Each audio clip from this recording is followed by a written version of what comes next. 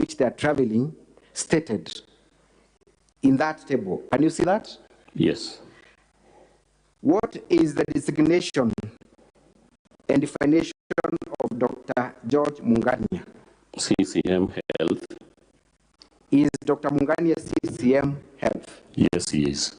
Is there any misrepresentation by the county secretary towards that individual? None. None. The second individual is Miss Miriam K. Guantai. She is described in what capacity? As the PA to the governor. The PA to the governor. Again, is Miriam the PA to the governor? Yes, she is. Is there any misrepresentation in their definition? In their title designation, none. None. Mr. Nefat Kenyomeme is the director of external linkages. True or false? At that point, he was the acting director. Thank you. Of external linkages. Yes. Is there any misrepresentation traveling? For his designation, no. Mr. Murangeri Kenneth is said to be in the administration. Murangeri is part of the security of the governor. True or false? Sorry? Mr. Kenneth Murangeri is part of the governor's security detail. Yes, he is part. So when he is described as part of the administration, is there any misrepresentation? Yes. Also, He is a police officer, security officer. Mr. Murangeri, in fact, is an administration officer employed by the AP. But he thought of being clearly indicated administration police. Let me rephrase my question. You said that the governor's relatives were misrepresented As a technical team. as a technical team on matters health. Yes. Is there anywhere in this letter where they are? Yes, because they are not technical personnel in matters relating to cancer. Show me in any of the letters, Mr. Mawera, where any of these four individuals, apart from the first person, Dr. George Mungania, is described as a medical personnel. I show you what? Sorry. Anywhere in the letters in respect of the China trip, where any of these four individuals have been misrepresented as people with health qualification. Or in a letter, yes, on page 68, from the county secretary to the principal secretary, State Department of Devolution, the county secretary designates them as a technical team to visit Lunar Oncology plant for the manufacture of radiologic unit for cancer treatment, also the X-ray unit assembly plant and C-arm units, low-cost affordable housing company with a capacity of 10,000 units in line with Meru County government plan for low economy housing, Futong guided agricultural machinery development and value addition tools as noted in the university, sorry, to be visited, and what international cooperation of zone, whatever the name, zone, that name can offer Kenya, and then they are designated as a technical team, whereas none has a background knowledge in either cancer treatment, construction, or agriculture. Mr. Mawera, the letter of 6th June has confirmed what the use and meaning of the word technical is. Which letter? They have been defined. Which letter? The one dated 6th of June. We have just gone through it. Yes. You have also told the Senate that the governor did not seek clearance for this trip. Therefore, she had no intentions of traveling. Is that still your position? Yes, there is no other that it is indicated so. Let's go straight to page 86 of your own documents, Mr. Mawera. There is a letter there dated 5th June 2023. Are we there? Yes, I'm there. To whom is the letter addressed? The Principal Secretary, Minister of Foreign Affairs. What is the reference of that letter? Facilitation to travel to China, County Government of Meru. Who are the persons whose clearance is sought from the Ministry of Devolution, from the Department of Devolution? Number one, there is a table there. Who is that person? Excellency Kawira Mwangaza, Governor. Number two? Dr. George Mungania, Capacity? CCM Health. Number three? Ms. Miriam K. Gwantai, PA to Governor. Number four? Mr. Nefat Kenya Meme, Director External Linkages. Number five? Mr. Murangiri, Kenneth Administration. So then you lied to the Senate when you said that the governor had not sought clearance. Is this seeking clearance to the best of your understanding and knowledge?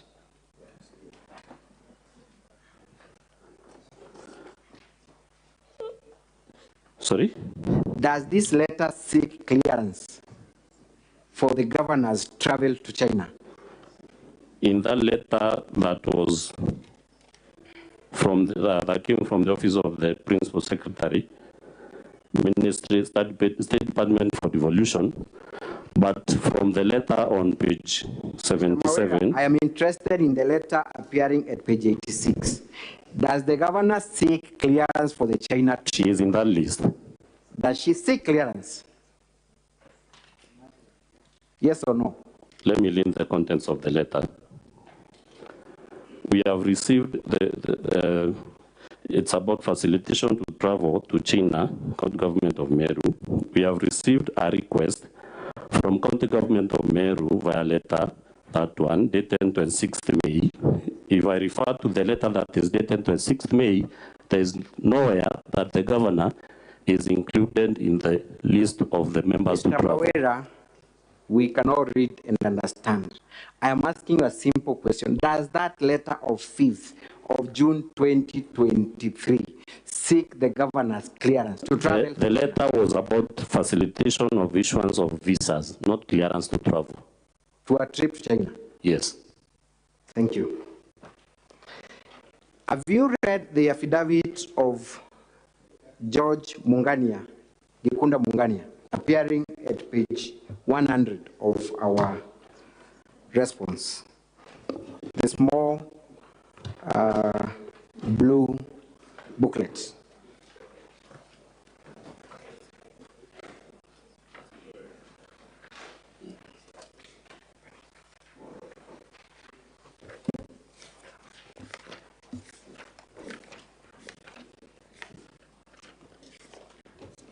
Are you there, Mr. Murray? I'm there.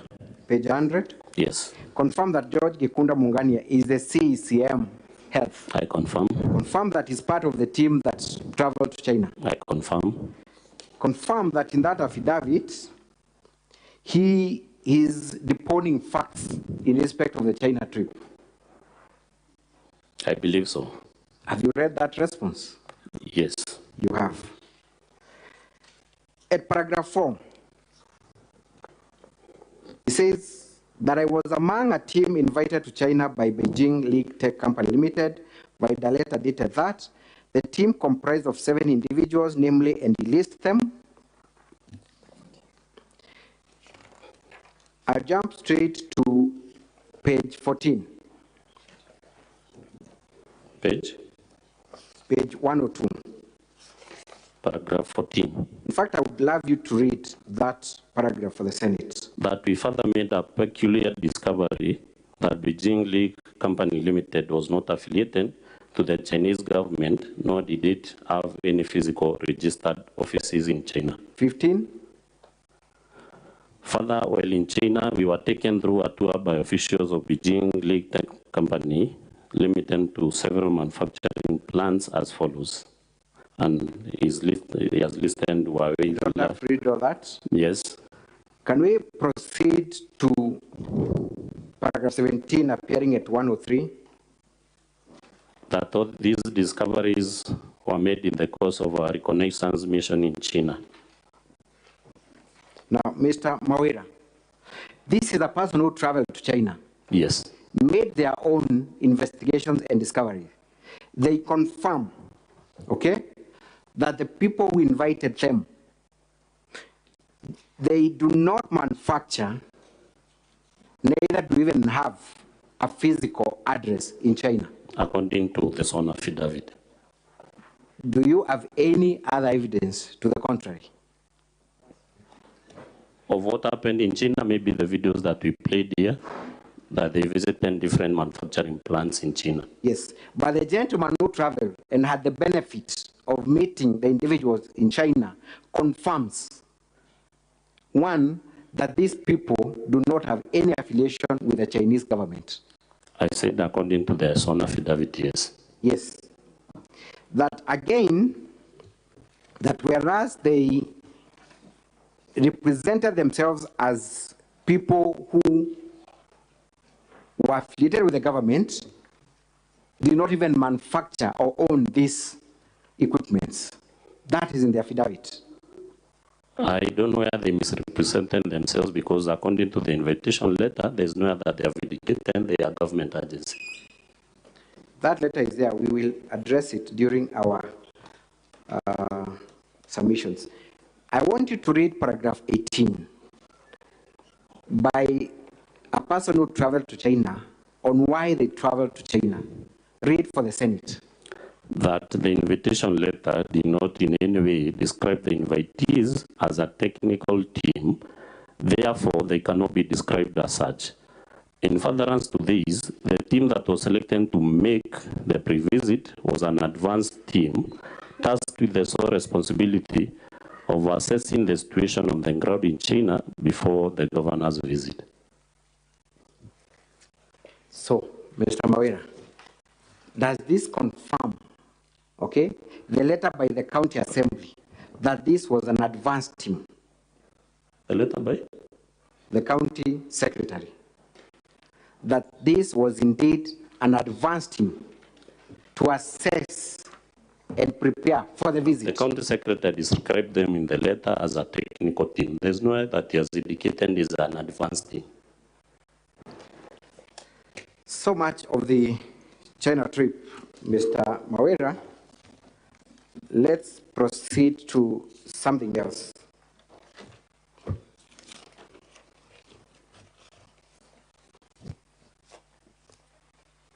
You have also accused the governor of employing, before we go to that, in a related charge, I think it's important. You have also accused the governor of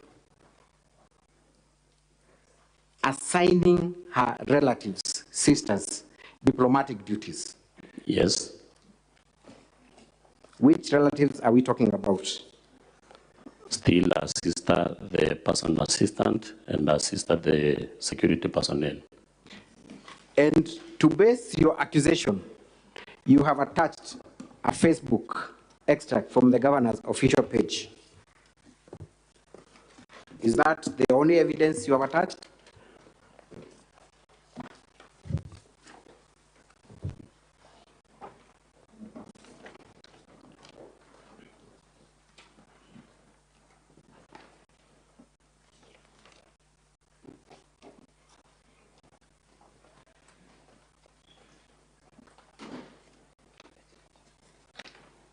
For ease of reference, page 94, Mr. Mawera,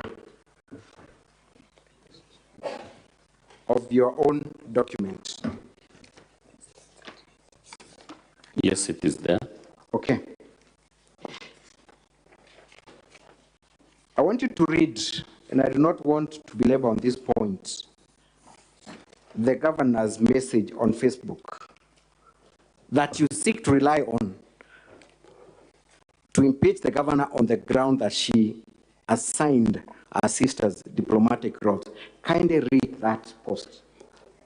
The county secretary delivered a message of well wishes from Governor of Meru County. They discussed various areas of development partnership.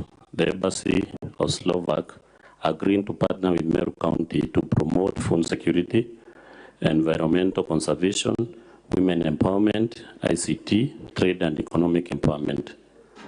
In the coming days, Meru County will receive a donation of 30 computers to promote ICT in vocational training colleges. The farmers will get market linkages for coffee and tea in Slovak. The county will partner with Slovak in promotion of trade, investment, and tourism between the two governments. They agreed to strengthen bilateral partnerships between the two governments for the benefit of the people of Meru. This will see Meru receive more development aid from Slovak Republic in the coming years, enhancing partnership, maendeleo kabati, serikali ya mama iko imara, team governor ni mama doing excellent. Then there are pictures of the Council Secretary and the Slovak embassy officers and also of the sisters. Good. So you have read and understood the governor's message on Facebook. Yes. Does she at any point assign her sisters any diplomatic roles? They were part of the meeting. I'm asking, from her post, from her message, has she assigned any of her sisters any diplomatic roles? From the post, no. From the post, no. Yes. The only person who is said to have engaged the ambassador is the county secretary. But from the pictures, it's... The only person who is said, from the message to have... From the post, yes. From the post, yes. Facebook post, yes. Is there anything wrong with the county secretary engaging such a person for and behalf of the governor? Nothing wrong. Nothing wrong.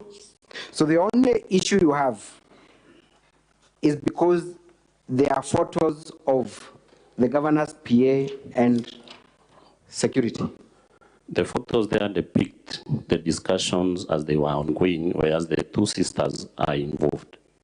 Mr. Mawera, you were not part of those discussions, were you? The message that I'm getting from the photos.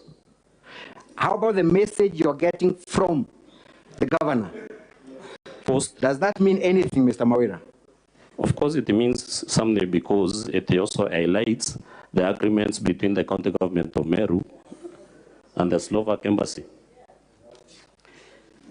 Mr. Mawera, have you read the governor's affidavit in explanation to why the PA and... Yes, I've read it. The security, the bodyguard was there? Yes, I read it. What does the governor say? She was heading there. Yes. And then she got a call from, I don't remember if it's the office of the president or the deputy president. And then she designated this team to go ahead and engage the Slovak embassy. Thank you. So then, if the governor was supposed to attend to this meeting, she is rerouted to State House and sends a PA and security who accompany her. Is there anything wrong with them appearing at the embassy with the county secretary? There's no evidence adduced that she was rerouted to the State House or Deputy President residence. But there is no evidence also to confirm that these two were engaged in diplomatic duties. The pictures are there. Indeed, Mr. Mawera, when you talk of diplomatic duties, what exactly do you have in mind? Engaging in discussions that will link the partnership between the county government of Meru and the Slovak Republic. Is international relations a county government function? Not expressly so. Thank you. Let us go to the other issue of vilification of leaders. One, Mr. Mawera, you will confirm that you are not part of those leaders that are alleged to have been vilified by the governor. You are not part of those leaders. I've not alleged so. You have not alleged so? Yes. You make a very good case for the deputy governor of Meru, showing that he has been a victim of vilification and demeaning by the governor. Is that your case? Yes. The deputy governor of Meru is not a witness before the Senate, is he? He has also an affidavit. Yes, one affidavit. And the report from the Sectoral Committee on Justice and Legal Affairs that invited him to the Assembly. after he wrote a letter complaining that he has been excluded from cabinet meetings. Let us talk about that letter that he wrote. When was that letter written?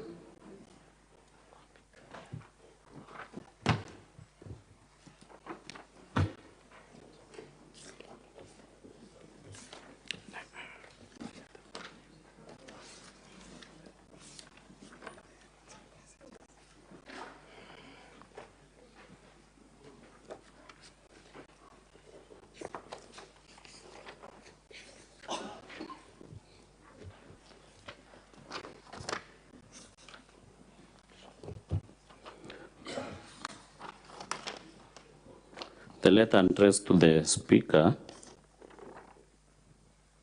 in fact, there are two letters. The date of those letters?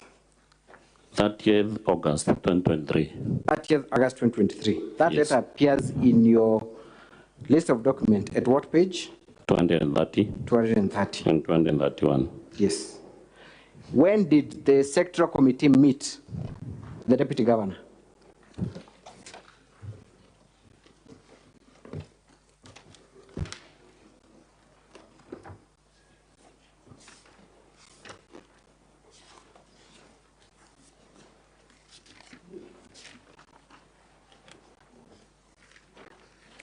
On Friday, 29 September 2023. Friday, September 2023. Now, so it is just days to the impeachment motion. Approximately 30 days after the letter was received by the Speaker. The Speaker. Thank you.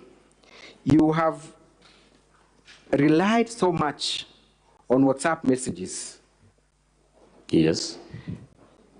in a group called Third Government 012. Yes. You are not a member of that group, are you? I'm not. So you're not privy to anything that happens in that group. This was evidence placed before the County Assembly. That's not my question, Mr. Mawera. You are not privy to what transpires in that group. I'm private because we were given these Mr. screenshots. Mawera, private means you have personal knowledge of what happened in that group. Do you have personal knowledge of what happened in this I group? have personal knowledge depending on the screenshots that we received from the governor, deputy governor, sorry. Do you have first-hand information of what transpired in this group? No. You have none. You have none. You have accused one Chamba Mbede of removing the deputy governor from this group. And I'm looking at a WhatsApp extract appearing at page 149 of your bundle of documents. Are we there? Are we there, Mr. Mawira? Just a minute. For Page 149. 149. Yes, I'm there. You're there. Mhm. There is a notification there saying Chamba Mbede removed you. Yes. Who is the you referred to in that notification? According to the evidence brought by the deputy governor to the assembly, it was the deputy governor. According to you, Mr. Mawera, who is the you that was removed? It's the deputy governor. Where is that evidence to show that it was the deputy governor removed? Does his number appear in that notification? We all Just have answer the knowledge. question as it is. Does his number appear? When you are removed from our WhatsApp group, Does his number appear? no. Does his name appear? No. Mr. Mawera, the next notification is also a communication on that WhatsApp group. What is the next notification? From Dr. Gambia, there were No. There is one you're ignoring deliberately, Mr. Mawera. After removal, what comes next? you were handed. You are added. Yes. So there is immediate removal and immediate adding. Yes. Have you read the affidavit of Chamba Mbede explaining what transpired? Yes. What has he said? He says it was mistaken. It was mistakenly. He was removed by mistakenly. mistake. That was a mistake. Yes. Does adding him immediately confirm that indeed it could have been a mistake, which was realized and rectified immediately? Through the Speaker, if you allow me, I can explain, Honorable Speaker, because we have... Honorable Evans, kindly proceed to answer those questions. Don't engage the chair. You're there to be cross-examined, so listen to the questions and respond to them appropriately. Thank you, Honorable Speaker. Please come again. I am asking, does the notification indicating you are added immediately after removal confirm the assertion by Mr. Nchamba that the removal was by mistake? Yes. Thank you. I want us to play a video again, 2 videos again. The video your advocate played, I think it's KMV 15, if I'm not wrong. Council, just to remind you, you Yes. have 30 minutes to go. Thank you, Mr. Speaker. This is quite important. There is that video that was played with the Deputy Governor chanting. If we could have more volume on that video, kindly.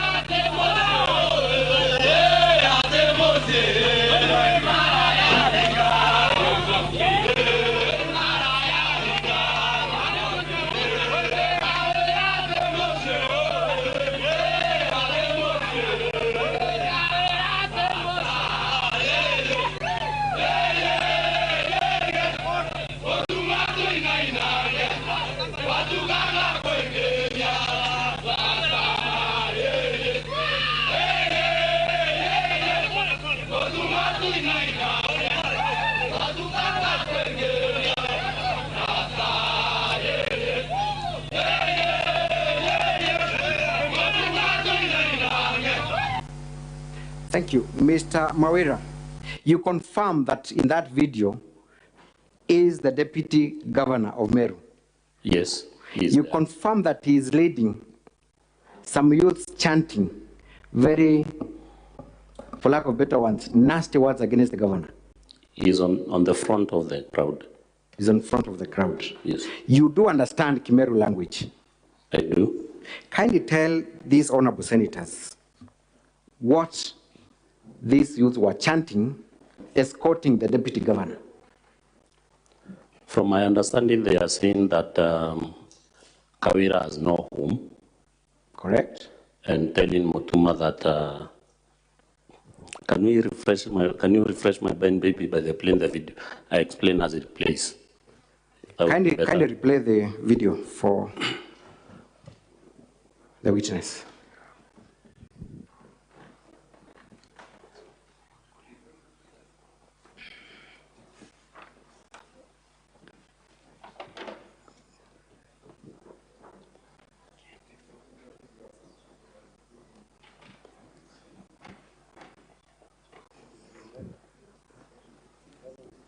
Yes, kindly replay the video that has just been played.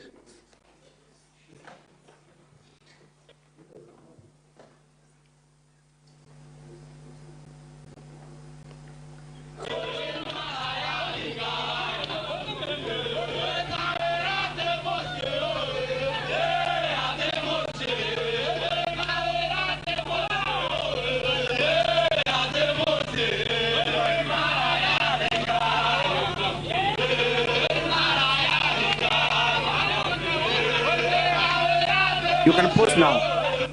You have now the advantage of hearing clearly. Yes, the What are they saying? crowd is chanting by saying that Kawira has no home. Kawira has no home. Kawira has no home. And I don't know how to explain. Kindly proceed. It's quite important we hear from you, Mr. Mawira. Do you have a transcript? Mr. Mawira, you do understand Kimeru language. I'm trying to put it that Nimaraya Ringagawa County, that means maybe she's a prostitute of the county government. Thank you. That is the deputy governor of Meru. No, the deputy governor is appearing in front of the crowd. He is part of the crowd, Mr. Mawira. We can all see Yes, that. yes, he is part of the crowd. Yes.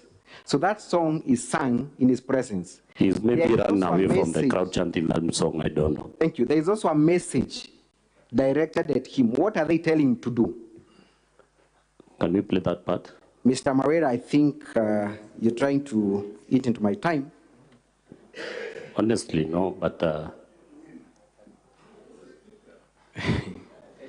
Honorable Evans, you know that video has been played. I believe this will be the 4th time. no, that part that he's saying they are sending a message to the deputy governor is where I want to be played so that I can paraphrase in my own words. Let it be played, that particular part where Most obliged, Honorable Speaker.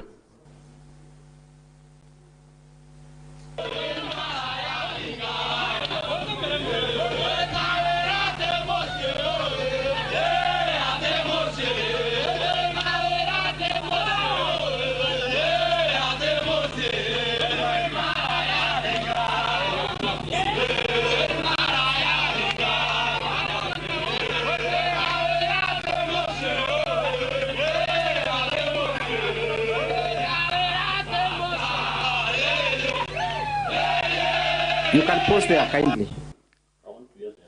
Exact ones, because there is a popular Meru song that can always be distorted to give a different message. Okay, kindly, say, yeah, kindly yeah, proceed with the video.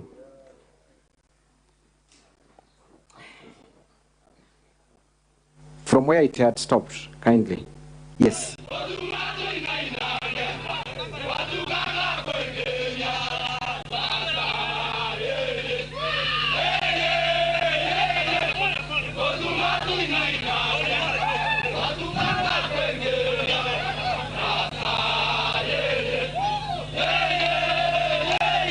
I think Mr. Mawera, you're able to tell, honestly.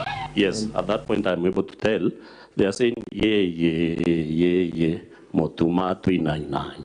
That is Motuma dance with us. When it gets late, we'll escort you to your home.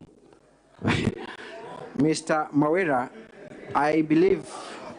Those are the exact ones. I believe the Senate will engage their own translators. Thank you. But, Mr. Mawera, do you find the conduct of the Deputy Governor honorable? Do you find the conduct of the Deputy Governor in that procession honorable? I'm not able to discern because, like I said, Mutuma maybe was running away from the crowd chanting the music. Honorable Evans, stop making assumptions. You've seen the video. You've seen what was happening. The question from council is, do you think that whatever's happening, is it honorable on the part of the deputy governor? It's yes or no? Yes, if we did not, if we really participate in the same, yes, it is not honorable. Thank you. The natural consequences of these proceedings, should they succeed, is that that person becomes the governor of Meru. Yes, according to the law. Is he a person then fit toward office based on his conduct? On the conduct seen on the video? Yes, and I'm getting to the next. But even on that alone, is he a person who demonstrates the honor that befits the office of a governor?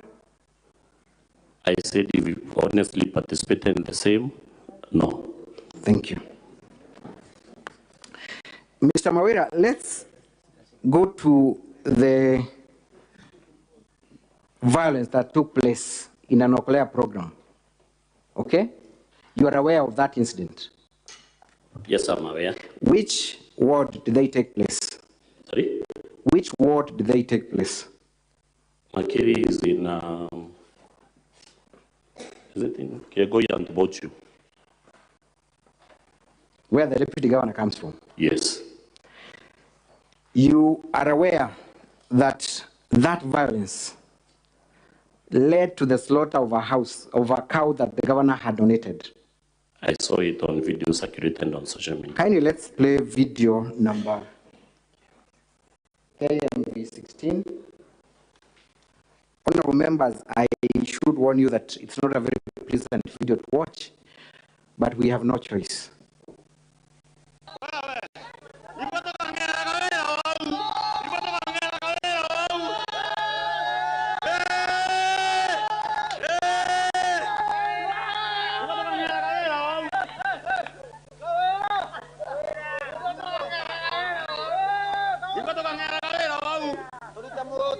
You can see the cow is still alive. Right, Mr. Mawira? You can see it's kicking its legs. It has just been slaughtered. Thank you. I'm interested in what happens at the end, honorable senators.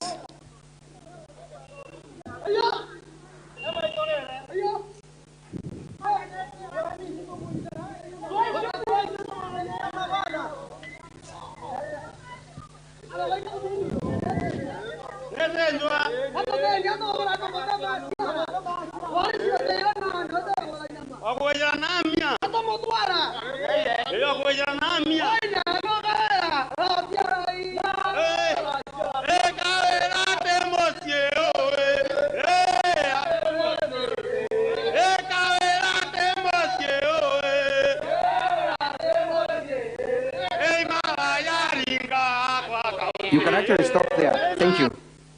That is the same song sung with the procession led by the deputy governor. According to the video, yes. According to the video. In fact, the people slaughtering the cow are making certain threats, and I know you've understood what they have said. Kindly tell the senators what they are saying. They are sending threatening messages to the governor of Meru. What specific threatening messages? That they will slaughter the governor the same way they are slaughtering the cow. That's what they're saying. Yes. So in your assessment, Mr. Mawira, between the governor and the person who seeks to remove him from office with that kind of violence, who has demonstrated gross violation and dishonor to the office? Honorable Speaker, I'm not able to attribute this violence to the deputy governor. Therefore, I wouldn't be able to rightfully answer that question. Mr. Mawira, you confirmed that you had seen that video before. The one for slaughtering the cow? Yes. Yes. Have you summoned the deputy governor? Have you sought to impeach the deputy governor based on his conduct? Based on slaughtering of the cow? Based on his conduct. Which specific conduct? The one we've just witnessed, Mr. Mawira. The one of reading the chant? Yes. No, we have not. You have not. Mr. Mawira, if the governor, who is a woman, is called a prostitute by her own deputy governor, if a cow is slaughtered and people from the deputy governor's backyard threaten to slaughter the same way, isn't the governor entitled to respond to such threats? She is, of course. So when she responds to such threats, what is gross, her response or the act that initiated or triggered the response? She has not responded to that. I'm not aware of that. Not aware of that.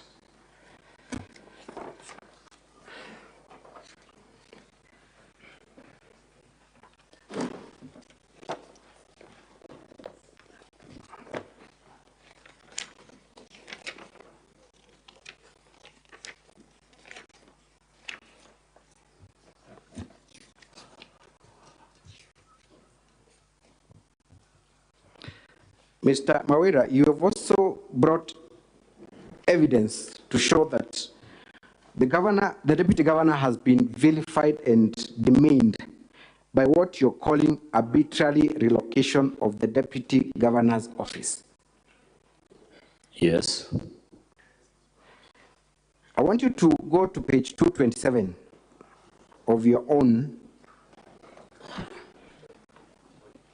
volume 2 of your evidence.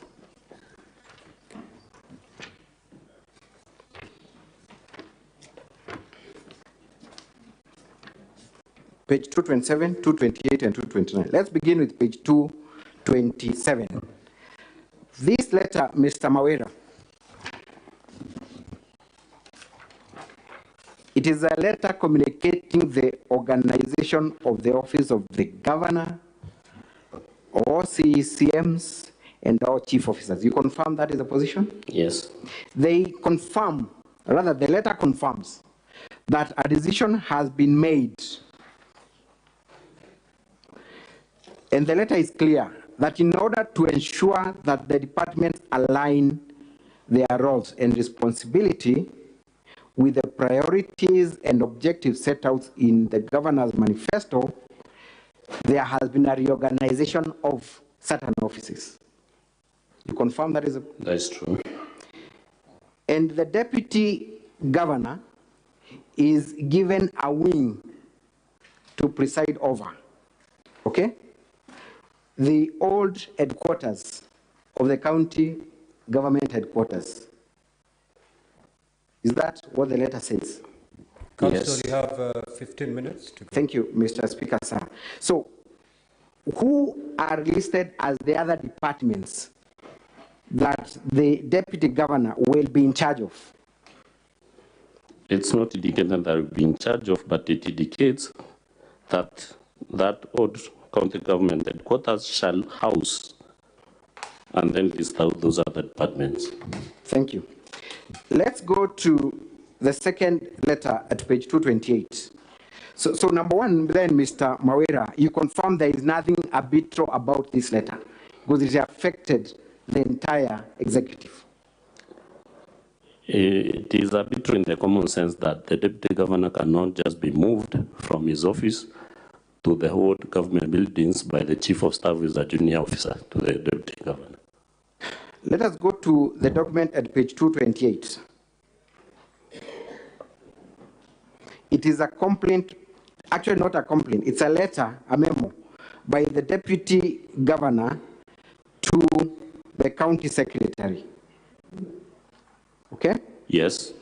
The deputy governor states at paragraph 2, my office was moved to the county government headquarters, annex formerly Meru municipality offices. The offices that the deputy governor has been moved into is not sufficient to execute my constitutional duties. For efficiency in service delivery to the people of Meru, I request for additional offices for the following purposes.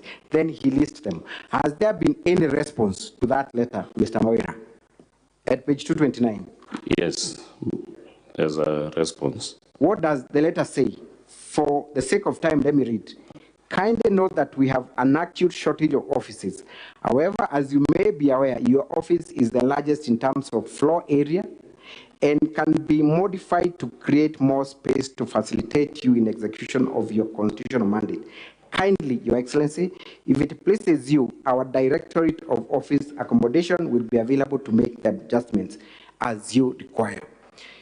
Mr. Mawera, you confirm that the office that the deputy governor was given was indeed the offices where Governor Kiraito sat for the better part of his term. From the letters, I can confirm, but I'm aware that that is the office that it was relocated. You also confirm that it is the office where Governor Munya sat throughout. Yes. That office was good enough for a governor and not good enough for a deputy governor. Is that what you're telling the Senate? It was then, and that's why there were new offices brought up to accommodate the governor and the deputy governor, who then was Karito Moronga, the deputy Titas Tochio, moved to the new building. Mr. Mawera, is there anything impeachable with the deputy governor being given a different office where he's in charge of departments? Is there anything impeachable? The allegation was in support of the count on vilification, demeaning, and incitement. So it turns to the weight of the evidence. And this was the evidence used to impeach the governor. Am I right? That yes. A deputy governor was given an office. Because it was used to substantiate vilification, demeaning, and incitement. Let's go to the ground on contempt of assembly. Mr. Mawera, you confirm that the governor was first invited to appear before the House Committee? Yes, she was. Which date was that? And by what letter?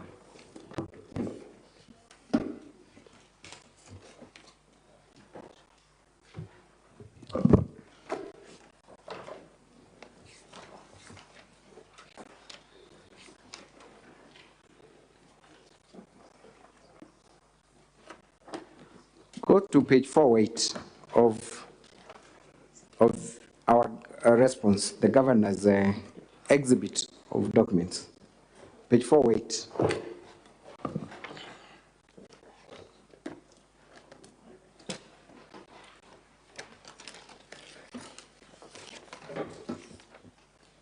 I'm there. That letter is the one dated 6th of October, 2023, correct? Yes. The letter says it's an invitation to appear before the Secretarial Committee on Justice, right? Yes. The governor gave an explanation as to why she could not honor the invitation. Are you aware of that letter? Yes, it is on page.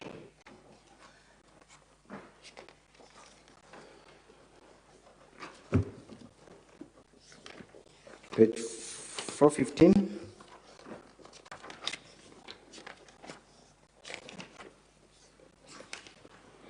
Yeah, addressed to the Speaker of the County Assembly of Meru.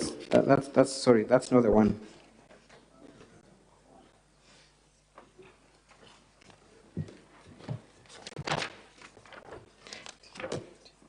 The governor gave an explanation that she could not attend the invitation because she was attending a meeting of the deputy governor, of the deputy president of Kenya. Yes.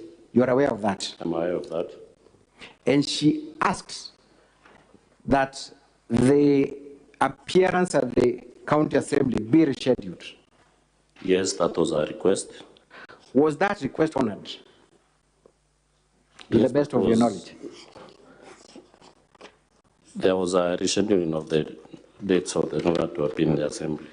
Kindly show me where the rescheduling appears. Are you talking about the document appearing at page 413 Of your documents? of our documents?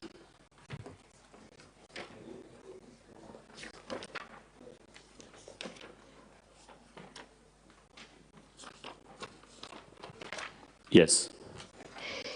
Is that a second invitation to your best knowledge and understanding? That was a summon. That was a summon. Yes. So the governor's request for rescheduling of the appearance through an invitation was not even responded to. It was responded through our summons now. Through the summons. So the governor tells you that she is attending another meeting in Nairobi for the deputy president, and she's asking for rescheduling, and what happens next is that she's summoned. Yes, that is what happened. Mr. Mawera, do you appreciate the difference between an invitation and summons?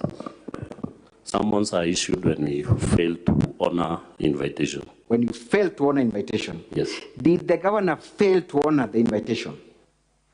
I want to be refreshed on the letter that she sent to the assembly. That is what I'm asking my counsel. Did the governor fail to honor the invitation?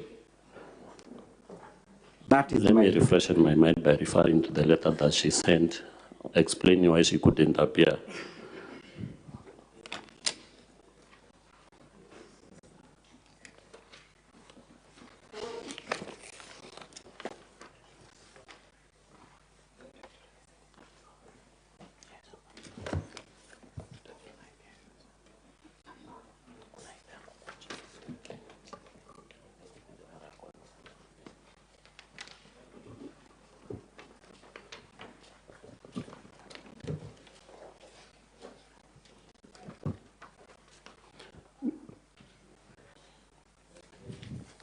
Maybe we can proceed as we source for that letter.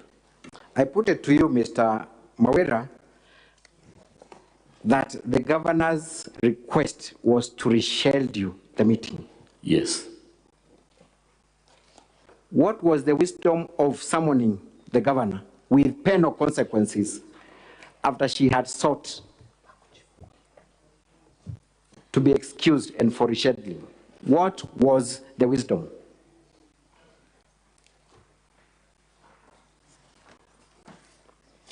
Mr. Mawera. I'm trying to get the letter that the governor requested for rescheduling of the meeting.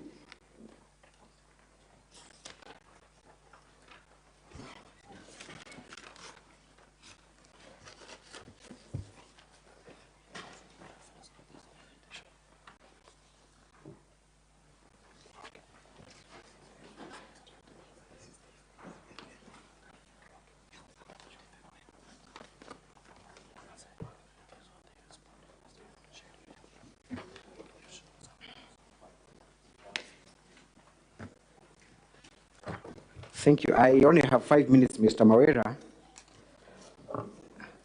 Sorry? I only have 5 minutes, so kindly answer my question.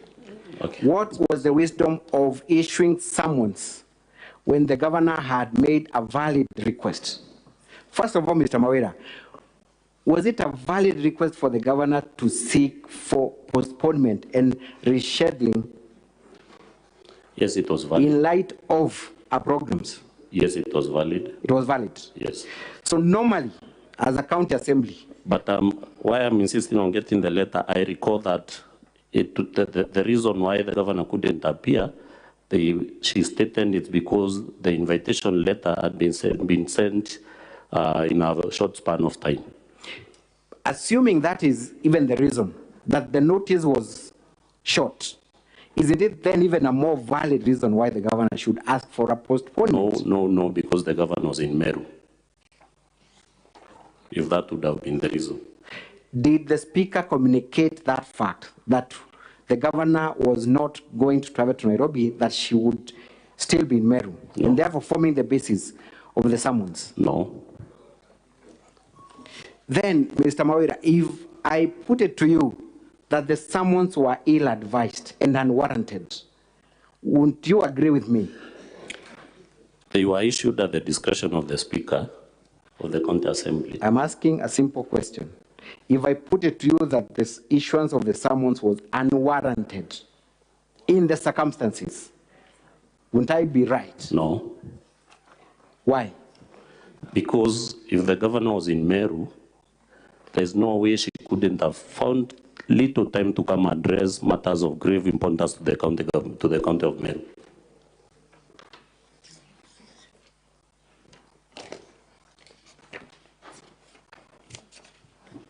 Mr. Mawera, is there anywhere in our statutes where the offense of contempt of assembly is defined?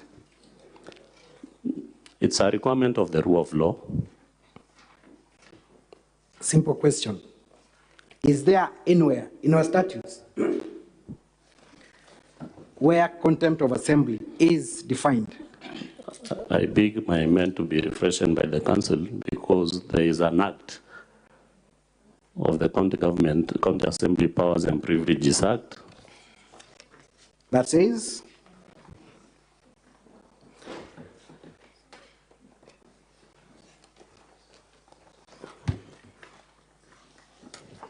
In our volume 3, section 22, page 62, that is, it states, no public officer shall refuse to produce before a county assembly or lab committee any paper or book record. Subsection 2, it also states,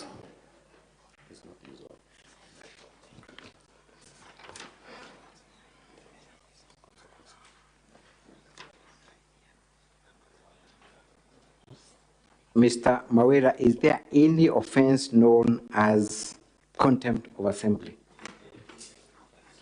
yes, the law is clear. County Assembly's Powers and Privileges Act, that is in our volume 3 of our documents. There's a whole part 5 explaining on invitation and summoning of witnesses to the County Assembly, and also the consequences. And what are those consequences?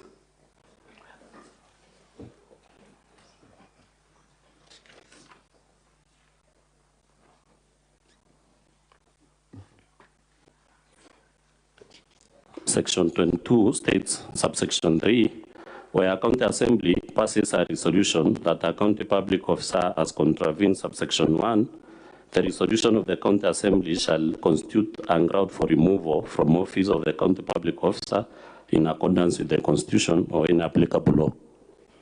Mr. Mawera, you have confirmed that the warrants, the summons to the governor were not warranted in the circumstances.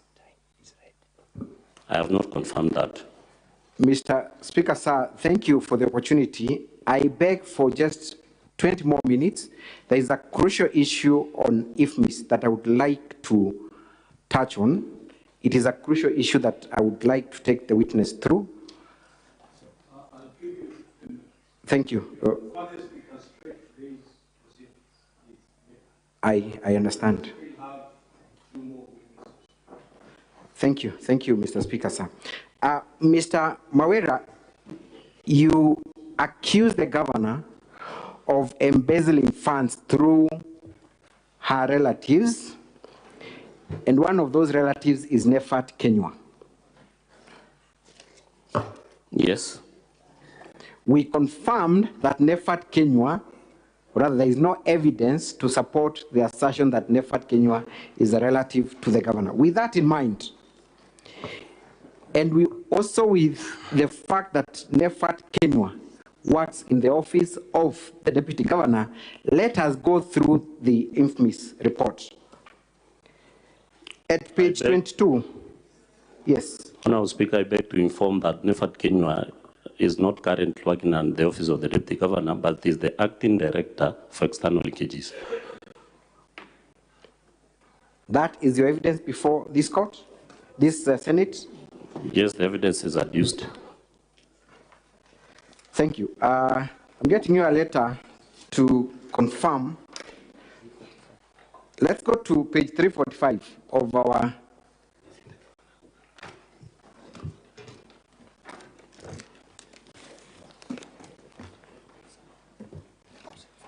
of our documents, 345, governor's response. What is the date of that letter? 8 September 2022. The title is Deployment. Yes. Of one Nefat Kenywa in the office of the governor as an administrator. Yes. That administrator is in the office of the deputy governor. Yes. But on the contrary, Honourable Speaker, on page 347 of the same documents, there is a letter deploying the Nefat Kenywa as the director, in fact, the Directorate of External Partnerships to Affairs to perform the functions of the Office of the Director, External Partnerships, dated 9th March 2023. That is the letter appearing at 347. Yes. It confirms that the position held by Mr. Nefat Nyaga is in an acting capacity. Nefat Kenywa has been deployed. Yes. Redeployed. Yes, at the Directorate of External Partnership Affairs to perform the functions of the Office of the Director, External Partnership. Yes. With immediate effect and awaiting recruitment of a substantive director. Yes. So you confirm that he was only acting in this position? There is no that is indicated it's acting, but the letter reads. Nevertheless, Mr. Mawera, because I am pressed for time, you have accused the governor of embezzling funds through Nefat Kenywa. Yes.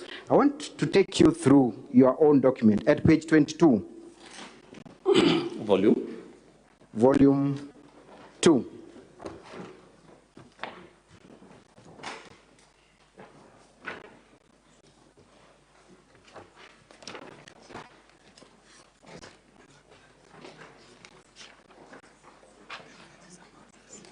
Yes, I'm there. Are you there? 22. There is a specific entry, voucher number 57552. Page? It's page 22 of your own document.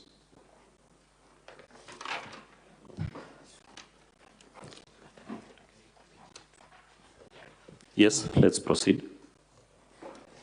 Read for me the voucher number. That is your IFMIS extract attached to your documents. Voucher number? Number 57552. Can you see it? Kindly guide me.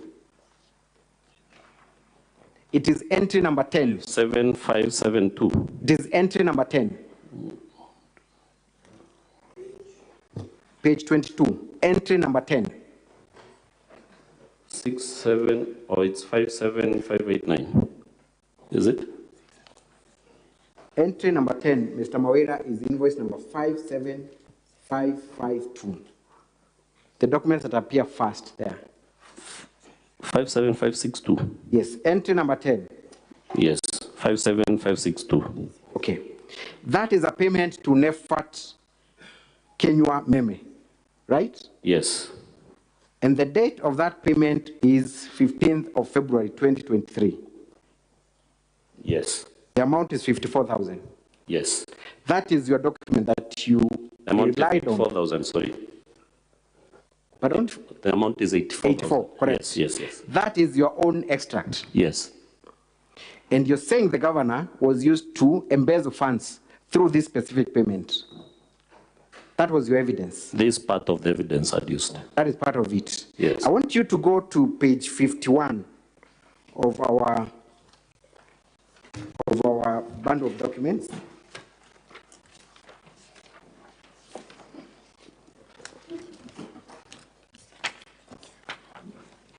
Let's go straight to page 54, actually. Forget about 51. There is a letter there. Yes.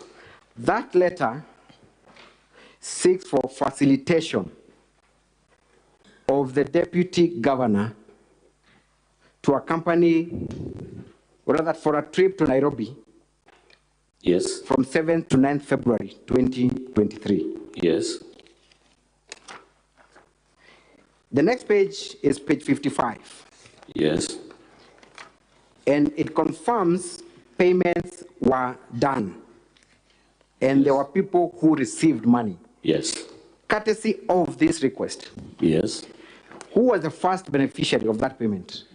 His Excellency Isaac Mutuma, The second? Nefat Kenywa, The third? Francis Mokira, Yes. and Christopher Gitonga. I want you to confirm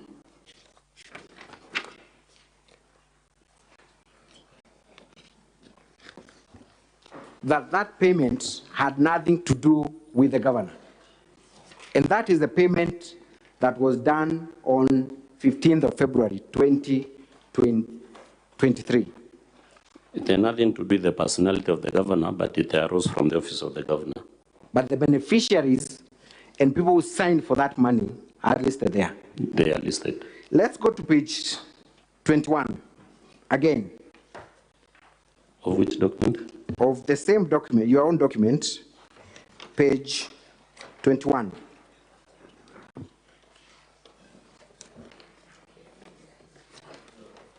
Are we there? Page 21. Yes. Yes, I'm there. I'm looking at invoice number 66549. That is entry number 1, 2, 3, 4, 5, 6, 7, 8, 9, 10, 11, 12, 13, 14. Entry number 14. Voucher number. Voucher number 66649. 66649, yes. Yes. Again, confirm the person who was paid money is one Nefat Kenywa Meme. Yes, he's the one. Let's go to page 58 of our response. I'm there. You confirm there is a voucher that bears the same number at the top. Yes, 6666649. Thank you.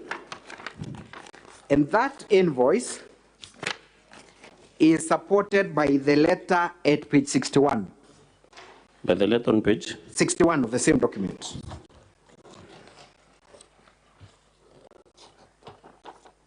61 is a Of our documents, sorry, facilitation of our for documents, yes. facilitation for travel on 23rd December. Who 2020. requests for facilitation?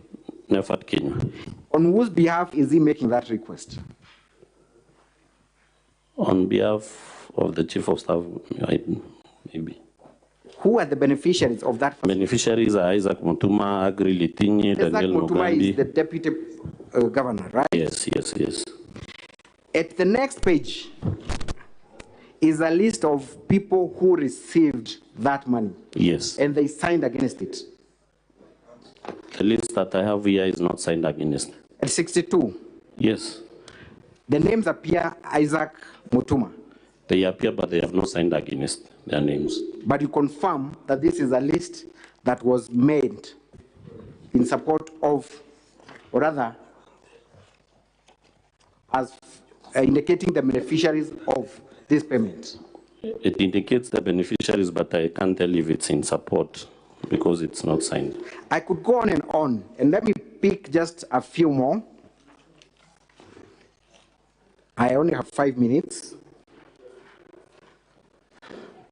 Again, let me go to page 27. Page 27 of your document. of your own document, page 27. Page 27.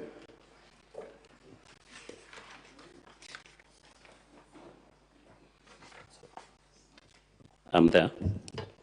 Again, at entry number 1, 2, 3, 4, 5, 6, 7, 8, 9, 10, 11, 12, 13. There is voucher number 69719. Yes. Again, the payee is Nefat Kenywa Meme, Yes. receiving an amount there. Yes. Let's go to page 69. Of which 67, bundle? actually, Of which bundle? of our bundle. Page. 67. I'm there. That is a request for facilitation. Request for Facilitation. no. Page 67. Yes. It's request for something that is not visible. I think standing impressed or something. Yes, standing impressed. Go to page 69. Confirm that the number of the voucher appearing there is the same number of the voucher where Nefat has been paid at page 27. Page 27. 69. The 69719 is the voucher number, but the voucher has not been signed by anyone at all. But it is the same number. It's the same. At page 72 Yes. is a letter requesting the deputy governor again to be facilitated. Yes, the deputy government traveling to Nairobi, Japan embassy facilitate. At Yes. page 74 is a list of the people who are paid for on behalf of the deputy governor. The list is there, but not accompanied by their signatures. Mr. Mawera, because I have less than 3 minutes. When the deputy governor is traveling, or the governor, they do not receive facilitation money in their accounts, do they? They do sometimes, other times they don't. The other times that they do not, their PAs and administrators receive that money for their travels and facilitation. Sorry? The other times where the money is not deposited in the governor or deputy governor's account is an instance where that money is deposited in the account of their PA or the administrator. Not necessarily it must be the PO or the administrator, but an officer designated. Mr. Mawira, you are lying to the Senate. Let me refer you to page 350 of our document. Of your document? Yes. You made a Facebook post clarifying who receives money for facilitation for and behalf of the governor and the deputy governor. Are you there? Yes, I can read the post. I do not want to read because we are pressed for time. You confirm that there is nothing wrong with the governor's PA receiving money for a facilitation for a valid trip. Is that what you state in that Facebook? I did that, but I also wrote a condition that all that person whom money has been channeled through their accounts need to do his account and surrender for the sums of money they receive. Thank you very much. And that takes me to my last question. You talked about prepayments. Yes. You also understand that offices are run through interest. Yes. Interest are money given to an officer to Yes. utilize. And upon Yes. utilizing, they account for the same. Yes. So there is nothing wrong if an officer receives money as long as they There account. is something wrong if you get that money and do not account and surrender for the same. Thank you. Has there been any audit in respect of all the monies that were sent to the governor's PA or the deputy governor's PA to confirm that no supporting documents were surrendered? You have The not best of your knowledge. adduced, even though there was no audit, yourself, you have not adduced enough evidence to show that that money was accounted for. Honorable Evans, it's not up to council to adduce an evidence. It is up to you. You brought your case here. You need to prove it. We have done that, Honorable Speaker. Have you brought any audit report to suggest that those impressed were never surrendered with supporting documents? No audit report. Thank you. That's all for this witness, Mr. Speaker, sir.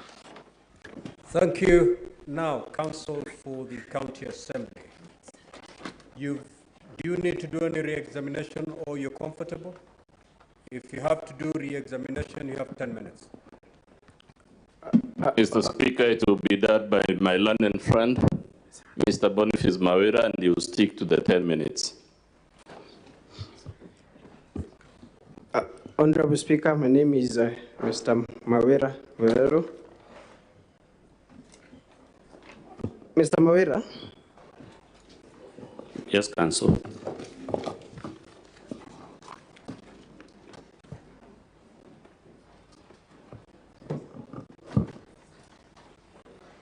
I'll start with the very remarkable video that was played by the governor. In that video, where we've seen a cow being slaughtered, can we see the deputy governor in that video, or has reference been made to the deputy governor in that video? He is nowhere to be found. So can that video be attributed to the deputy governor? No.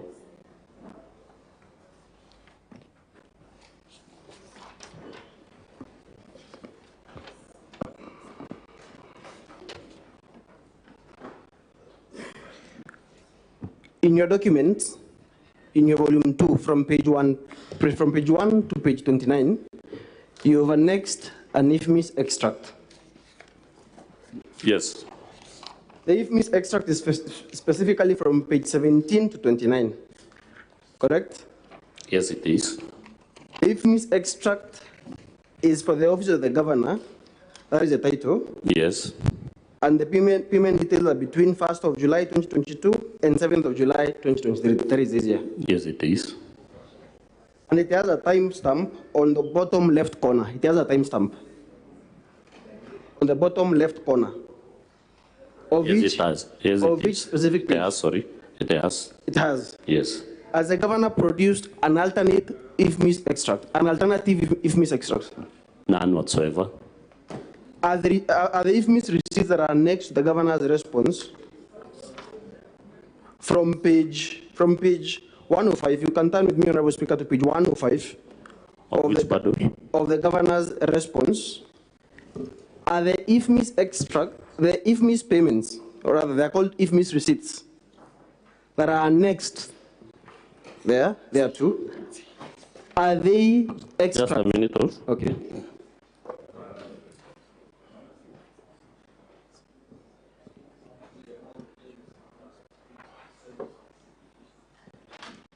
can you just confirm at page 105? Yes. The IFMIS receipt that is provided by the governor, does it have a timestamp? It doesn't have any timestamp. Does it say the office from which it emanates? It doesn't state. Does it state the duration? It doesn't. So, which of these two IFMIS extracts should we believe? The one with the timestamp and the duration. Okay.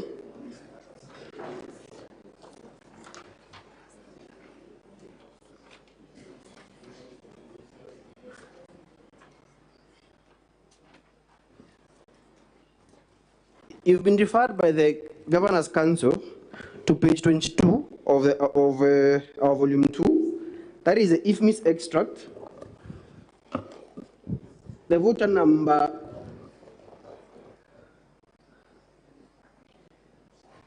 I believe 57562. You can see it? 57562. Yes. You can see it? Yes. What is the amount that is indicated on that voucher number? 84,000. Yes? Yes, 84,000.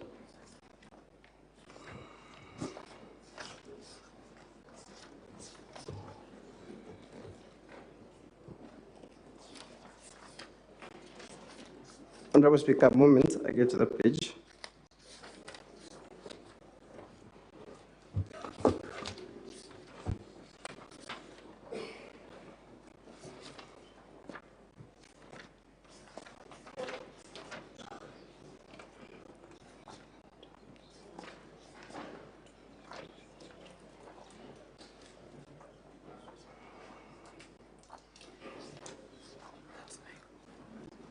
That voucher number is with respect to who?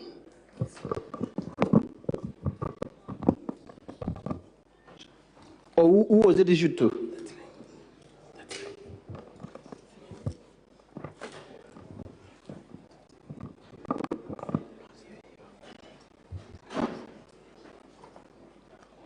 Who was that voucher number issued to? It was issued to Nefat Kenya. To Nefat Kenya. Meme. Yes. And the Governor's Council has referred you to page 51 of their volume 2, correct? Yes. In fact, it is page 54 of their volume 2. Yes. Correct? Yes. Where we see this trip that was made around between 7th to 9th of February 2023. Correct? Yes. Now turn to our volume 2, page 22. That specific voucher number 10. It is voucher number 57562. Yes. Correct? Yes. Does the amount, because I can see the amount there is 84,000. 4,000. Does it correspond with the amount that is on page 55? No, the amount on page 55 is 126,000. So there's an anomaly there. Yes, there is an anomaly. Okay.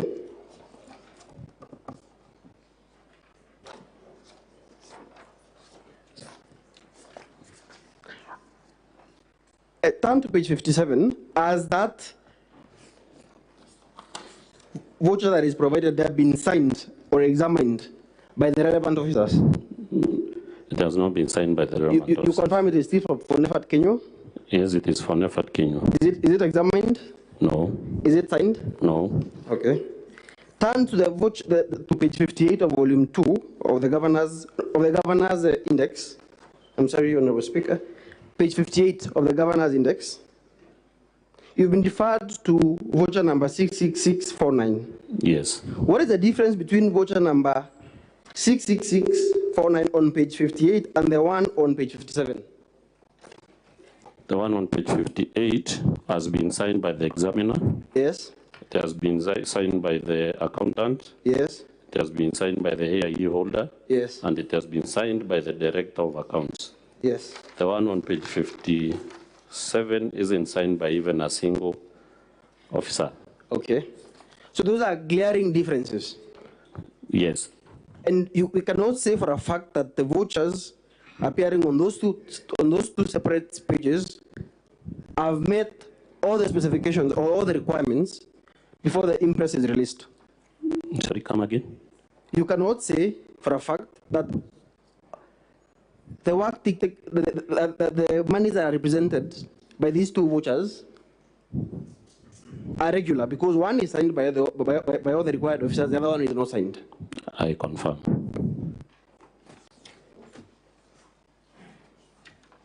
And you can confirm that the IFMIS receipt that I've just shown to you that is annexed to the governor's response is just a MS Word table, a Microsoft Word table. Yes. No timestamp, no nothing. It is not system generated. Yes. It is just a creation of computer. And the governor has not produced an alternative IFMIS extract? None whatsoever. Okay.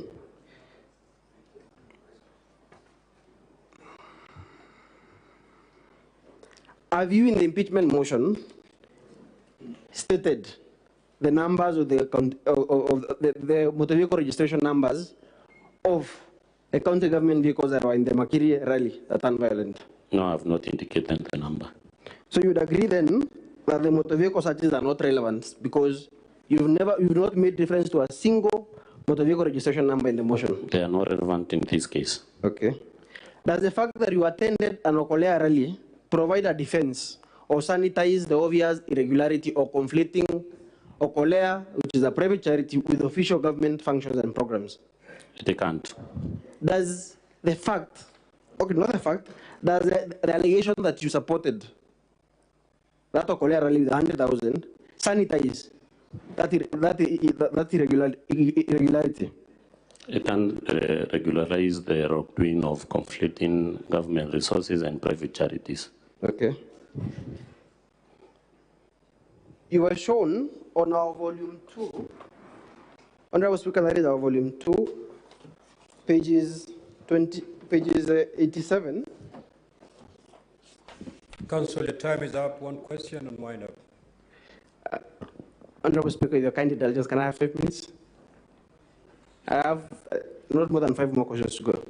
Your time is up, Council. One question, you wind up. Okay.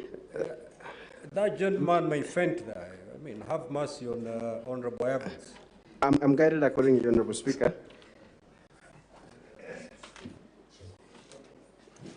You were pointed to a letter, the letter appearing on page 86 of our volume 2. Yes. That is the facilitation to travel.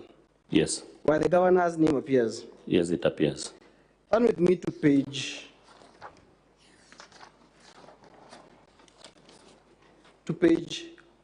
When is the letter on page 86 dated? 5th June 2023. When is the letter on page 87 dated? 6th June 2023. So the letter by the county secretary on page 87 of our volume 2 was written a day after the letter on page 86. Yes. And the governor is not listed on the people or the Meru County delegation that is traveling to China. I can confirm. From that letter. Yes. So can it be said, or as the governor presented the identities of these people, who she said are part of the real technical team, her relatives being an advanced team, as she presented the identities of these people? Sorry? As the governor presented the identities of the people she says are the real technical team, her relatives being an advanced team, as the identities or their request for clearance, has it been presented before this Honorable House? Come again, Council. But my question is, the governor says that our relatives went as part of an advanced team. Yes. I am now asking, are the identities of these people who are to go as part of the technical team, given that she now alleges that our relatives are part of an advanced team, have the identities of these persons been disclosed? Yes. Where? The people who are to go after the travel. No. Sorry, no identity has been disclosed. No identity has been disclosed. Yes. And the governor is appearing on page 86 together with her siblings, who she says are part of the advanced team. Yes. So could the governor have traveled with relatives as part of the advanced team, while at the same time alleging that she was to travel with the other people who were to travel after this advanced team? Depending on this letter, there could have not been any other team that was to There's no travel. possibility of Any other team to travel. another team. Yes. This was the only team. Yes. And the governor's relatives were part of the technical team. Yes.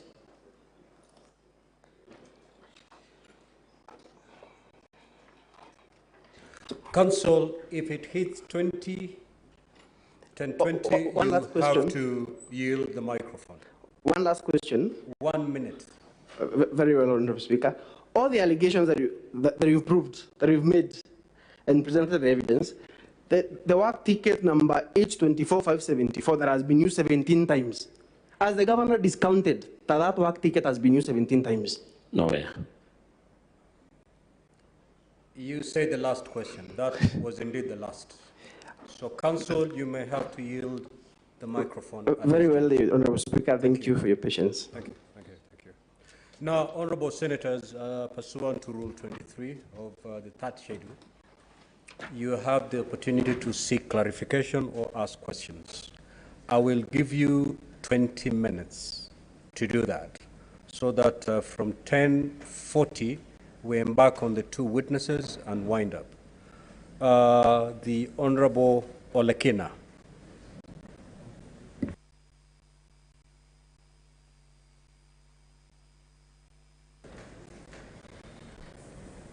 Thank you, Mr. Speaker. Mr. Speaker, I just need to seek a couple of clarification.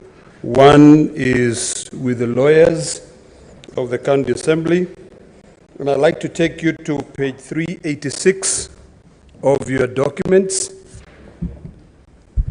on volume 2. If you can clarify the letter which is indicated there, submissions of nomination lists for candidates interviewed for the post of chief officer in the county. It's got two dates. One is November 11th, which happens to be my birthday, and the other one is October 9th, 2023. Which is which? So if you can clarify that, I'd really appreciate it. The other two questions. One, in your evidence in chief, you indicated that when government officials are traveling and where the expenses are paid for by the party inviting them, they receive quota per diem. In the cross-examination, you indicated that no money was lost. Could you clarify that? And then number 3, one simple any other way that you can tell that money has been paid.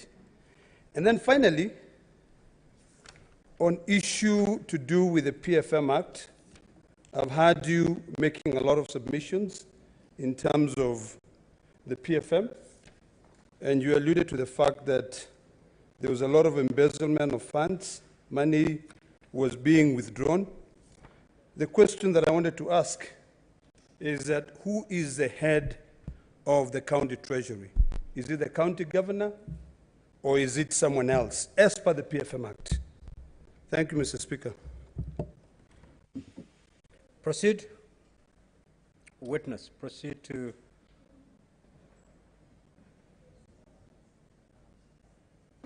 The first question was directed to the council. Okay. There's a question, Mr. Speaker, to the two dates. On page 386 of Obado, the date of 9th October 2023, of our volume 2, Mr. Speaker. 86.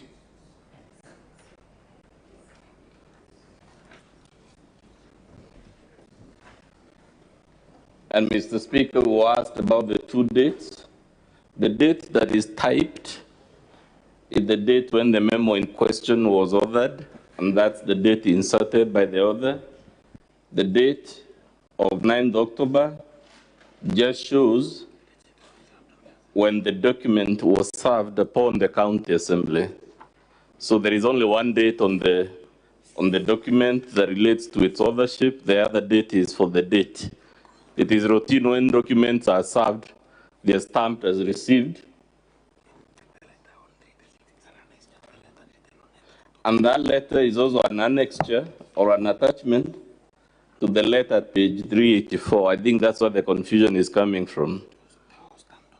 and all of them having been received on the 9th of October have a stamp of the County Assembly.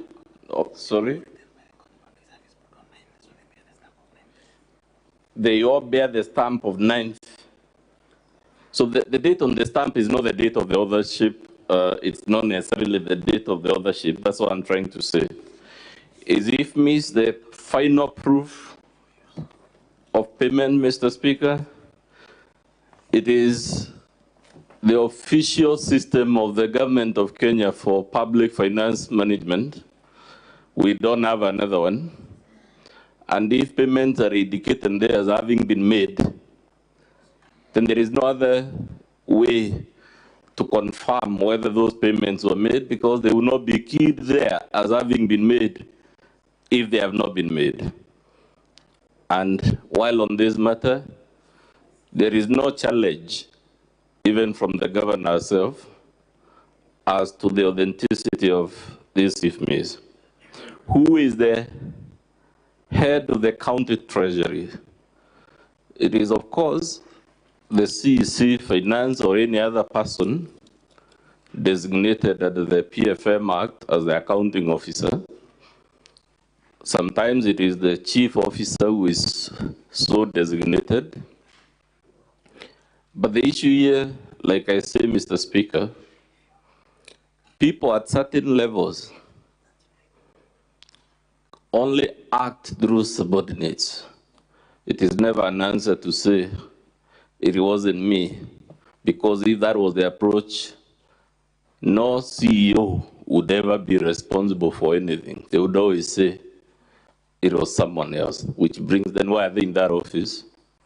If they can only take its glory and its power and its prestige, but no responsibility for whatever goes wrong there. Again, on that question, there is a section 39 of the County Government Act. It says members of the County Executive Committee, who include the governor, and the CECs, are individually and collectively accountable to the governor in the exercise of their powers and the performance of their duties and the responsibilities. So if these persons are individually and collectively answerable to the governor, it means the governor superintends them. Can she throw them under the bus when things go terribly wrong, like they have gone now? But if things go well, she takes the credit. Thank you, Mr. Speaker. Thank you. I believe, is there any question that has not been answered by your lawyer? Some were supposed to be answered by myself, but, but they've been answered. answer was done so. So but, we move to Senator Karungo.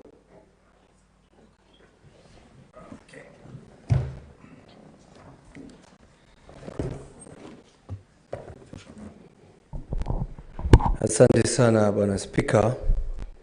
Niko na maswali mawili peke yake na nauliza kwa lugha ya Kiswahili. Sababu tulionyeshwa katika video kuna wimbo ambao walikuwa anaimba wenye wivu wajinyonge. Bwana Mawera, uko na wivu?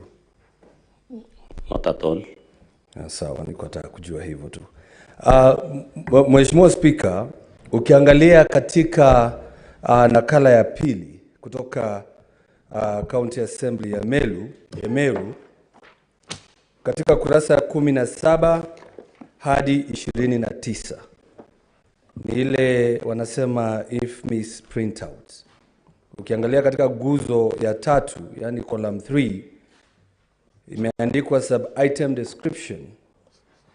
Utaangalia kwamba kuna prepayment kutoka mwezi wa Julai mwaka wa 2022 hadi ukurasa wa 29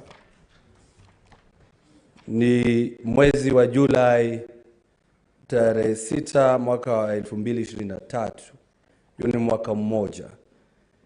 Katika hiyo subscription sub-item prepayment zimelipwa 410 watu tofauti, ikiwemo huyo muungwana ambaye ametajwa hapa mara kadhaa ambaye anaitwa Meme. Swali langu ni kwamba umesema gavana amekuwa akilaghai ama akipata hizi pesa kupitia huyo mtu ama wale ambao ni ndugu ama relatives. So ungetaka tufafanulie. Honorable Senators, avoid so many speeches and go straight to the question. I will allow you to conclude your question. Ningetaka tu atuelezee kama ni kweli alikuwa na laghai kupitia familia, kama hao wengine ambao wote wako hapo wamepewa pesa, anajua hangelaghai kupitia hao. Angelaghai tu kupitia hao watatu wametaja, lakini sio wengine 300 na ambao wamepewa pesa hizo. Thank you. Thank you. It's true we have indicated in our evidence that repayments have been made, not only to the governor's relatives, but also other officers in the office of the governor that have not been accounted for or that have not surrendered documents to indicate that there was no embezzlement. Senator Mogeni. Yeah, thank you, Mr. Speaker. First, Mr. Speaker, I want to thank the councils, Mudomi Thiankolu and Mutuma and Elisha, for being outstanding this afternoon in prosecuting the respective cases of their clients. Now, I have 2 questions to Dr. Mudomi Thiankolu. There is a video that was played, I believe, to prove count number 3 on making insightful, insulting, and demeaning remarks. The one where Governor Kawere was giving a speech. I want you to point out to me, I didn't see names being mentioned, so I just wanted to know this idea of cartelism, the people being referred to as cartels. I didn't see names in that video. I wanted to know where I can get the names of those 10 leaders. Number 2, page 17 to page 29, volume 2, these alleged payments to various people in the office of governor, some who it's alleged have relationships. Now, there are procedures in county governments in processing and paying out payments. Now, other than what you have given us, is there maybe anywhere you can point out to me whether the governor tried to coerce any officers to make these payments, or that these payments were not made following the laid down procedures through the Public Finance Act, or is there anywhere where? Yes, proceed to answer those questions, Council. 2 questions.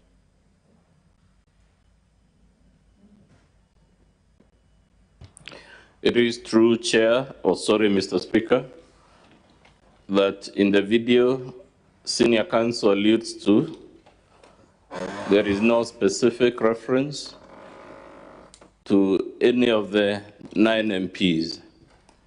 But it is also true, and luckily the Senate has very many lawyers, you can confirm this, Mr. Speaker, that you don't need to refer to someone specifically. Someone can be referred to by innuendo. And in that video, it is common knowledge that Meru has 9 MPs and 1 woman rep, making them 10. It is also common knowledge, both through that video and others, and even the previous impeachment proceedings, that this reference to cartel of 10 people is a reference to the members of the National Assembly and the Senator for Meru County.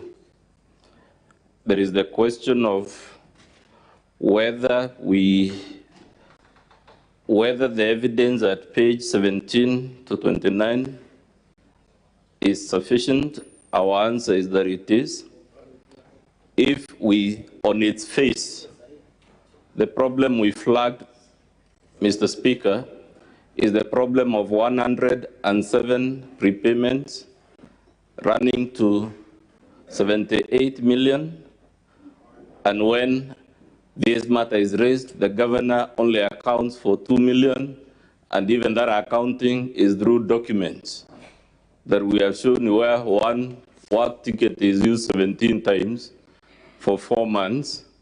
And clearly, on its face, it does not require any further substantiation.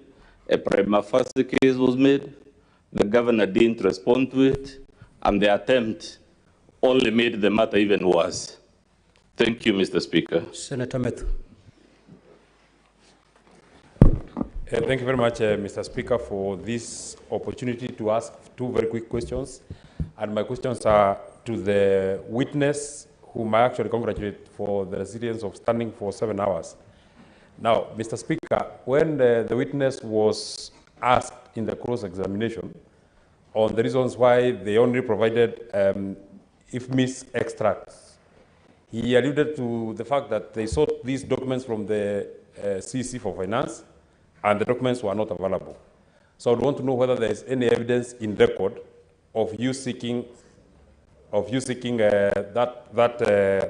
evidence from the CEC, and if then the CEC has been difficult, now that you are a member of the County Assembly, is there anything that you as members of the County Assembly of Meru have done in this particular respect? Finally, again to the witness, because it has been mentioned by the Council for the County Assembly, I am thinking and I'm imagining in my mind why it is very easy for you to conclude that this document, especially the work ticket, is forged and not photocopied, because it is appearing, the same is appearing, I think 2 or 3 times, but a keen look at it will show you that it is the same work ticket for different cars, different travels, different months. So is it not then a possibility that the work ticket could have been photocopied and used in the next month for a different car? I would want those 2 clarifications. Proceed. Thank you, Honorable Speaker. Thank you, Senator Meru. It's true that we have adduced evidence to support the allegation that we sought information of the IFMIS extracts from the CCM, and that is on page 30 of our volume 2 via letter from the clerk, and the response from the CCM is also on page 31 of volume 2, where the CCM declined. And the question, if we have done it to the CCM, we decided to hit the nail on the head, because these are monies expended in the office of the governor. And furthermore, the County Governments Act owns the governor culpable of the management of the resources of the county, overall management of the resources of the county. Number 2, on if work tickets are not forged, in fact, I'm guided that it's County Governments Act Section 30, subsection F, 3F, that in performing the functions under subsection 2, that is the responsibilities of the governor will be accountable for the management and use of the county resources. And furthermore, the CCF Finance is an appointee of the governor, Honorable Speaker. Honorable Speaker, it is also not true that the work tickets are forged, because there is no way you can use the same work ticket with the same serial number for the month of January, for the month of March, and for the month of April. That would be irregular, Honorable Speaker. Thank you, Senator Sifuna. I thought, Mr. Speaker, the question on work ticket had been addressed to me, or? It was addressed to the witness. Much obliged. To answer. Much obliged. Mr. Speaker, my first question goes to Counsel for the Governor. I want you to provide a time lapse between the infamous prostitute video and the response of the Governor. Second, Mr. Speaker, to the witness, what government resources were used at these Okolea meetings? I'm confused because you have said in your evidence there that it was not vehicles, you have not provided the numbers of the vehicles. So make it clear to us what government resources of the county government of Meru were used at these Okolea meetings. And finally, Mr. Speaker, I want counsel for the Assembly to clarify to me whether in his understanding of Section 22 of the County Assembly's Powers and Privileges Act, which is displayed at page 62 of their volume 3, whether that provision relates to appearances by the governor before the assembly, or, as I understand it, refusal to produce before a county assembly or a committee any paper, book, record, or document. I want him to explain to me if in his understanding he thinks that section applies to summons to appear or refusal to appear before the county assembly as opposed to the refusal to produce a paper, book, record, or document. Thank you, Mr. Speaker. Proceed. Thank you, Honourable Speaker. If I can address my question, what government resources were used in the Okolea rally? We have clearly indicated that in the sworn affidavit by the police officer who is charging the people who are maybe alleged to have participated in the mayhem, it is clearly stated that county government vehicles were stoned or damaged. And also human personnel is also a county resource, and we have established that there are county government employees who are in that rally and also participated in the Okolea rally, which is a private charity. Thank you. Counsel for the Governor. Thank you, Mr. Speaker, sir. In answer to the question by the Honorable Senator for Nairobi, I would like to refer the Senator to page 167 and 177 and 178 of the Governor's Volume 2 to demonstrate a very simple fact of the Assembly, sorry, Volume 2 of the Assembly. 177 and 178, you will find extracts of WhatsApp messages adduced as evidence in support of one, the utterances and the sequence of those messages. When you look at the message appearing at page 177, it shows the time there is 21:16. The next message is 22:16. The next page now, you will find that time going back to 2017 and 2018. This confirms then that it cannot be the same day where these messages were posted. So our simple answer to the question is the governor was responding to a viral video that was sent in this group showing the deputy governor chanting, inciting songs against her, and it is in that response that she said, "I will not be intimidated by these childish youths who have been mobilized by the DG." And she points to that video that has been sent.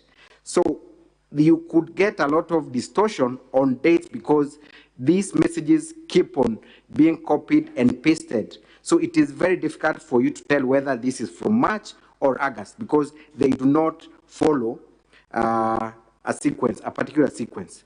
Secondly, Honorable Senator, is that when you're in a WhatsApp group and you're responding to a specific message, you could actually press to refer to a specific message that was sent days earlier to respond to that specific one. So it does not necessarily mean that what appears next is what was being responded to. It could be in respect to a video that was sent much earlier. That is all, Mr. Speaker, sir. Thank you. Council for County Assembly. Under 1 minute, please. We are running out of time. Mr. Speaker, the question was about my understanding of Section 22, whether it relates to refusal to obey a summons or refusal to produce documents. On its face, it refers to refusal to produce documents. And we showed you that refusal in page 30 and 31, I believe, of our volume 2. The section that speaks to the question my classmate, the Honorable Edwin Sifuna, asked is section 27.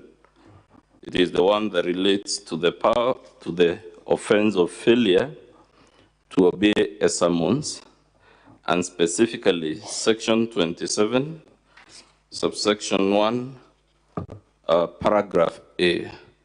The only other thing to note, Chair, is that these are not just statutory sections. They have their foundation in Article 195 of our Constitution, without which both the Senate and the County Assembly will not be able to exercise their oversight function. Thank you, Mr. Speaker. Thank you, Honorable Senators. We have expended the 20 minutes. Now we'll proceed. Thank you, Honorable Evans. You may proceed to take your seat. Thank you, Honorable Council Speaker. for the County Assembly, you said you have 2 witnesses, and we've agreed that each will consume 10 minutes. So you call... Much obliged, Mr. Speaker. So call that is the third witness. Our third witness, Mr. Speaker, is the Honorable Mugambi Ridikiri Murudhania, who is the Member of Parliament for Bori constituency. Exactly 10 minutes.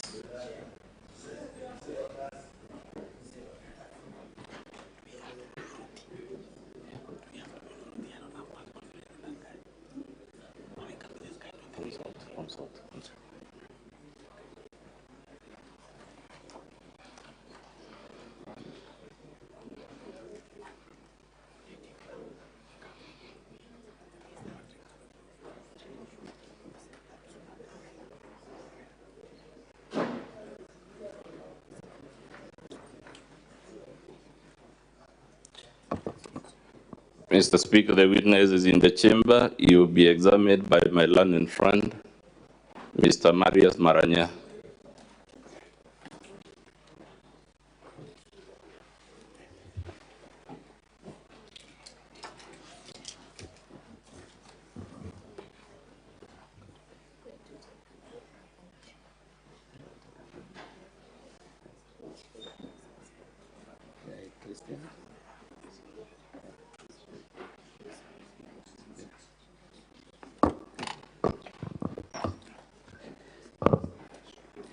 I, Mugambi Murudhania Rindikili, do solemnly swear that the evidence that I shall give before the Senate in respect of the matters before the Senate shall be the truth, the whole truth, and nothing but the truth. So help me God.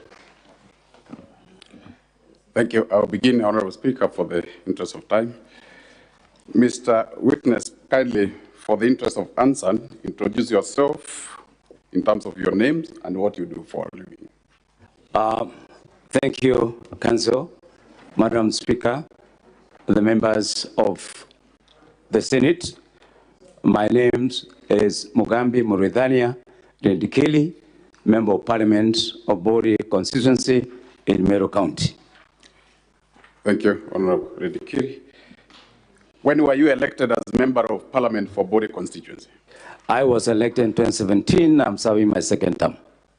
Would you kindly let us know the party that sponsored you to the Parliament for this term? I am an elected Member of Parliament under the UDA party. Well, did you record a statement in respect to the impeachment motion? I did, Madam Speaker, members of the Senate, swear an affidavit, which is, I'm sure, before this Honorable House. Senator Gloria and Senator This Boni Halongo. is on Can page the witness be heard in silence? 66. Take your seat, please. Can you confirm that the same is on page number 66 of volume 1?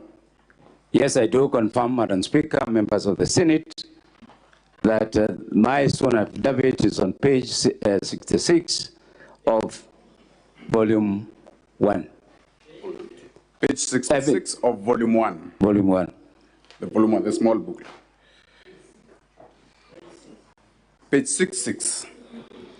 Besides being the member of parliament for Bori constituency, what other additional portfolio do you serve in Meru? I, Madam Speaker, members of the Senate, I am the chair of Meru Parliamentary Caucus. Is it therefore to mean that in both your statement, you're speaking on both yourself and other colleagues, on behalf of your colleague members of parliament? Yes, I do.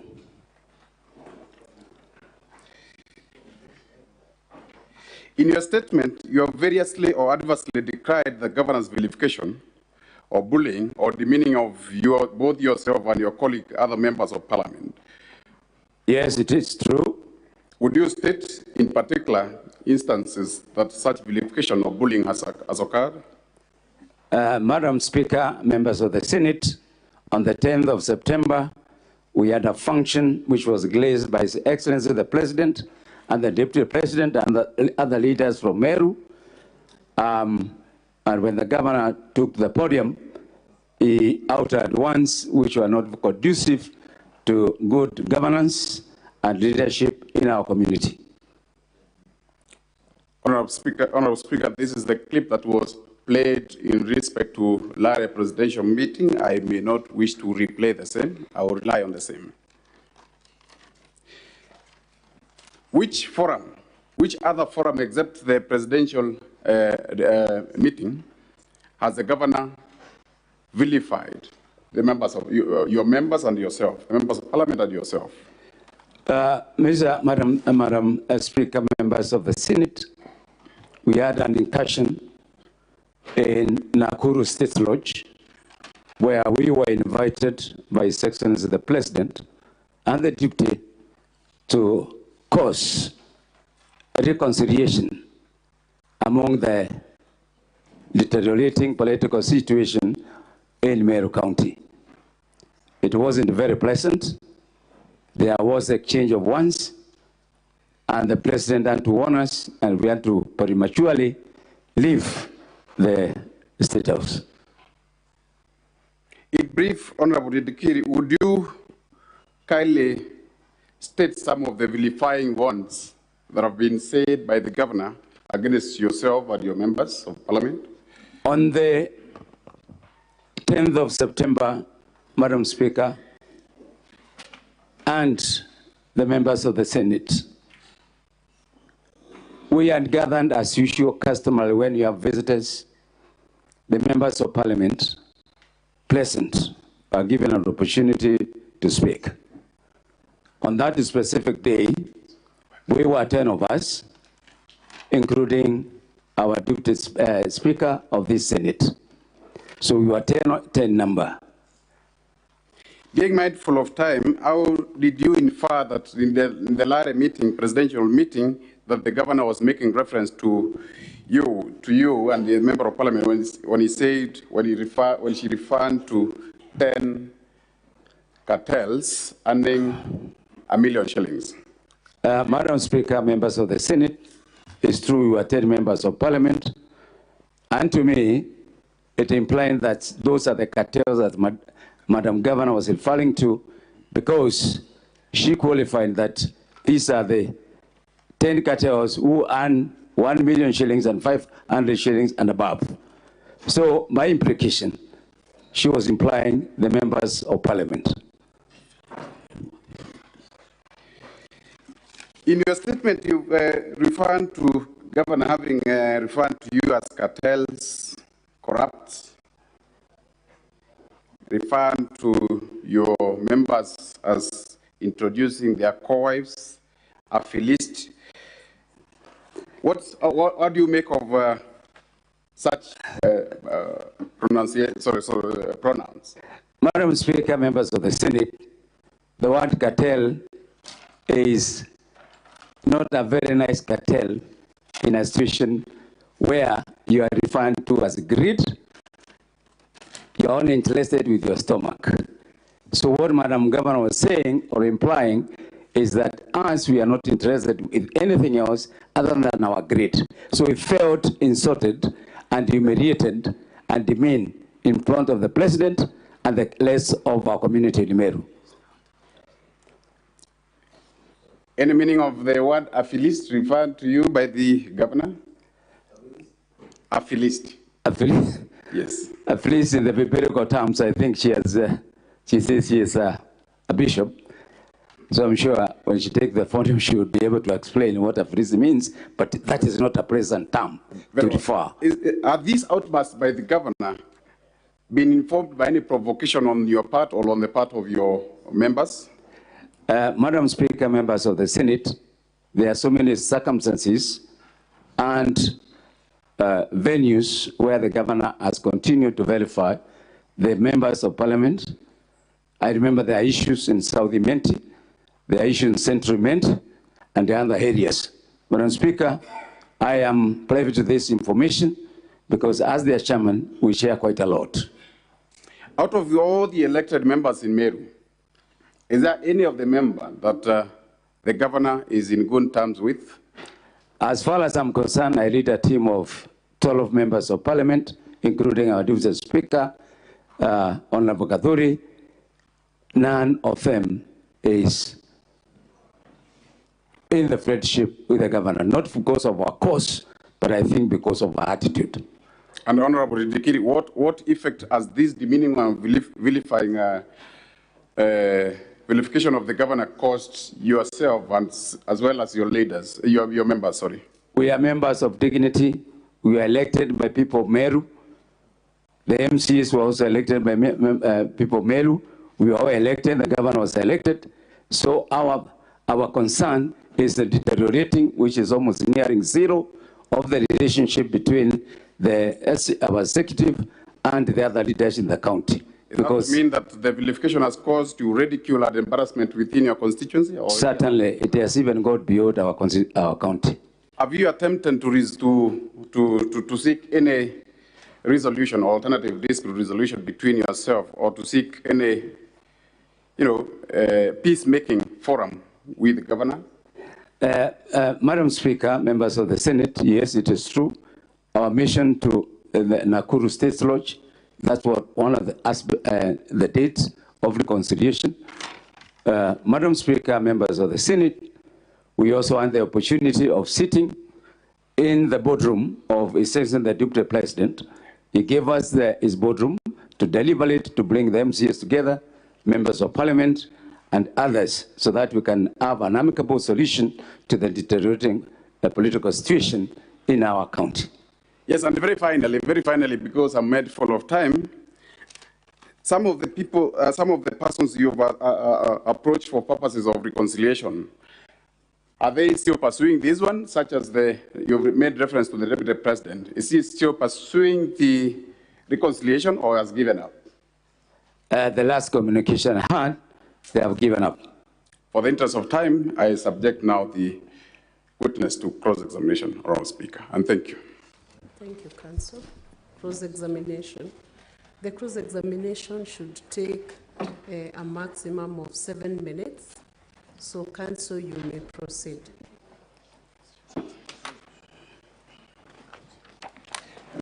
Thank you so much, Madam Speaker. My name is Elisha Ongoya. I will take this witness in cross-examination. Very briefly, Honorable Mugambi Rendikiri, did I hear you in your evidence in chief to say that the governor referred to you as Wafilisti or something to that effect? I did make that. Okay. Because that's something that she I'm has happy with that answer. Where is that grievance in your affidavit at pages 66 to page 68 of the record? I said, Madam Speaker, that is our statement, not my statement. I'm asking where that grievance is in your affidavit, because your affidavit now brings those grievances to this Senate. Where is it in your affidavit? Madam Speaker, I repeat again, I did not make that allegation. What I said, she is the one who said, it's not in my affidavit. Thank you. Madam Speaker, I don't know whether we are communicating with the witness.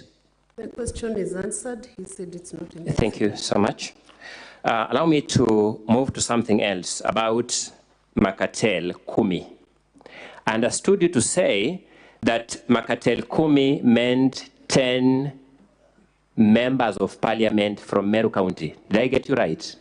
Yes, we are 12 members of. Let's go. I only have 7 minutes. Did I get you right that Makatel Kumi meant 10 members of parliament from Meru County? The implication, yes, because we are 10. I have limited time. I'm asking a very straightforward question. I just want to confirm whether I'm right or wrong in that understanding. Just allow the witness to answer. Just answer that question. Honorable Mugambi. Madam Speaker, members of the Senate, like I said, and allow me to have an explanation because I don't think this is a question of yes or no, is that the members of the National Assembly who are in attendance, we were 10. That's what I meant. And when we said 10 cartels earning 1,500,000 and above, surely members of the Senate, Madam Speaker, I don't think there was anybody in that congregation who fit into that description. In that clip, did the Honorable Governor say 10 cartels in this meeting? Madam Speaker, as I said,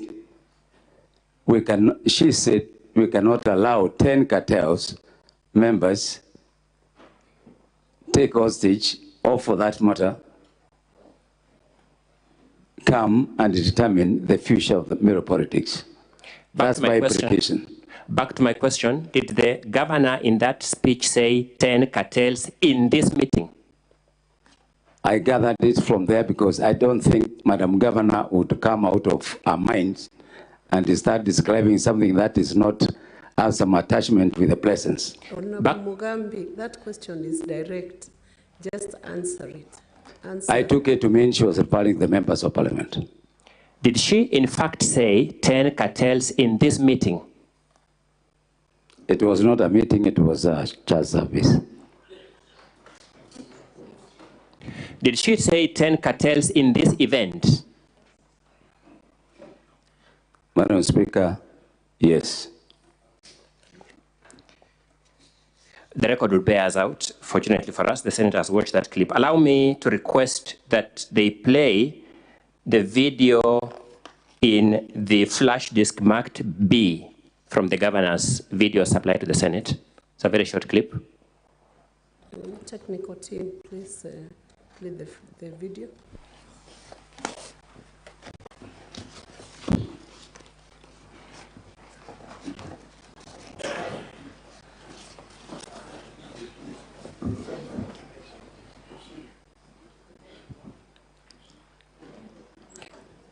May I request that video marked B, the second video, the second flash disk by the governor be played? Video, second video marked B. Sorry, the second flash disk marked flash B has only one video. Has only one video. It's in the flash disk marked B. Correct, my flash disk marked B. Can you play that?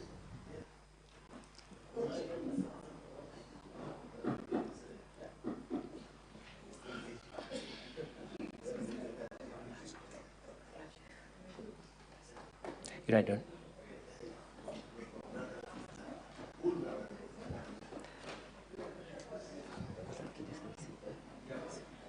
The flash disk marked B. Council, if you have any other questions, you can continue with the rest as they get the video. In your grievances at paragraph 3, at page 67 of the Assembly's volume 1, you give various descriptions that the governor makes against various leaders in your view. Have you particularized any allegation, any claim any insult, demeaning, vilification that the governor makes against Mugambi Mwiridania Rindikiri, that is yourself? Madam Speaker, I'm here as the chair of the Meru Parliamentary Caucus. I am not standing as Mugambi per se. So in this affidavit, I believe in totality, it includes myself. I've said in paragraph 3, is there any claim at A, B, C, you have numbered them, that you claim the governor makes against Mugambi Mwiridania Rindikiri, that is yourself? Madam Speaker,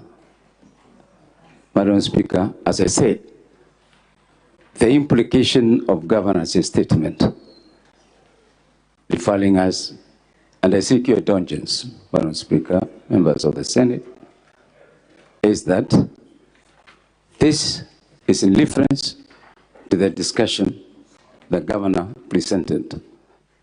And therefore, I cannot isolate myself per se from this. So I'm part and parcel of it, even if my name is not appearing there as Mugambi Rindikiri. So I'm dealing with the matter in totality, the 10 cartels. Council, can you confirm whether the flash disk has 1B or 1D? There's only one flash disk and it has 1D. It's marked as 1D. The flash disk the flash disk itself marks as 1D. Yes. Mr. Speaker, Madam Chair, did I get that right? Yes. No, our flash disk is, there are two flash disks. To distinguish them, only one is marked B, just to distinguish from the earlier one.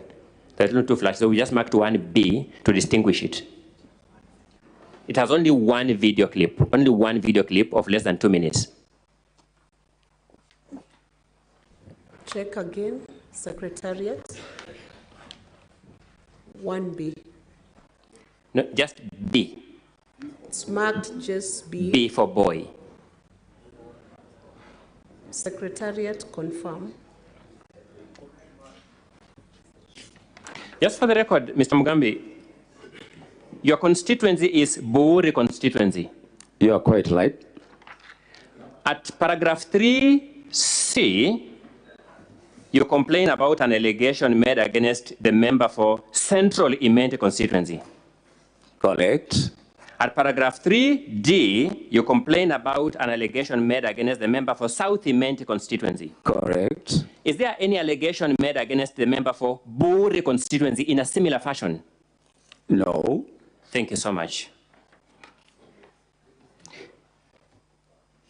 Have you seen any clip of being played or in your record of documents or material where the governor allegedly promises to get the member for Central Imenti constituency Meru?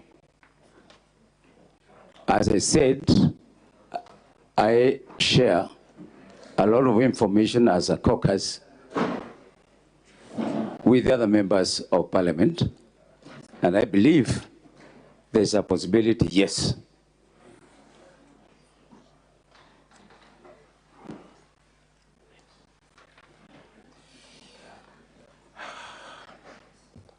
You know, if they can't get B, are they able to retrieve the video marked KMV12B? I just cross-check whether it may have related content. KMV12B in the flash disk from which they were playing the other videos. Secretariat, can you check KMV12B?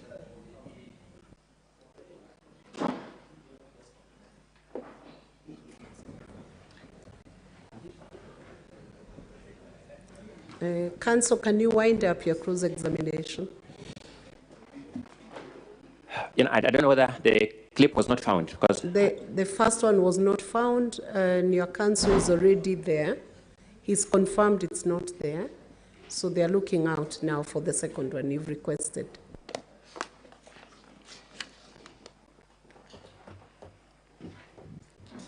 Just for the record, please confirm that in fact, Meru County has 11 elected members of parliament and not 10.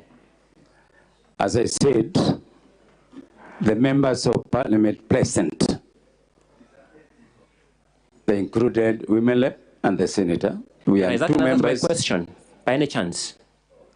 We have 11 elected members of parliament, but the members of parliament present that day were 10. And I don't know what the information from the secretary is regarding the clip. Otherwise, I'll have to rest at that point because the next question was supposed to come from the clip. Is the clip there? Have you found the flash disk?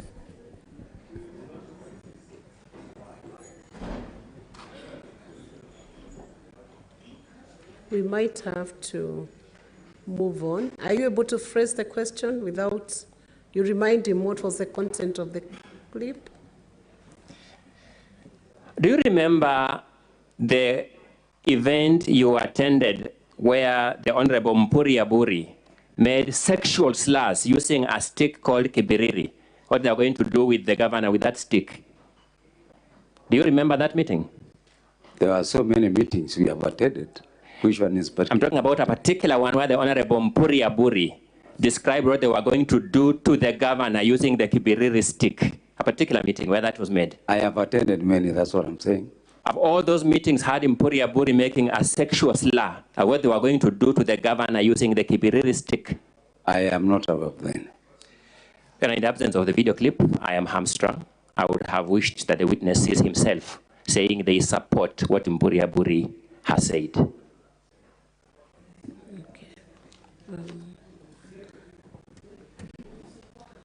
Just 1 minute, we reconfirm with the Secretariat whether the clip is there. And may I have my assistant allowed in the Secretariat team just to see whether they can show them the video? He's already there. He's working with the Secretariat team. He's up there.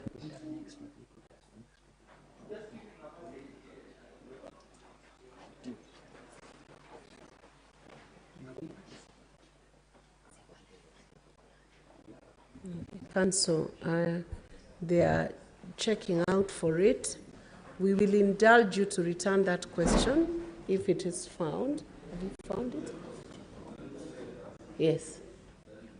We will indulge you to come back when the clip is found. Thank you so much. I'm so humbled. we can do the re-exam, and that will be done in 5 minutes. I'm humbled. So, Council for the county, can you do the re-examination? 5 minutes.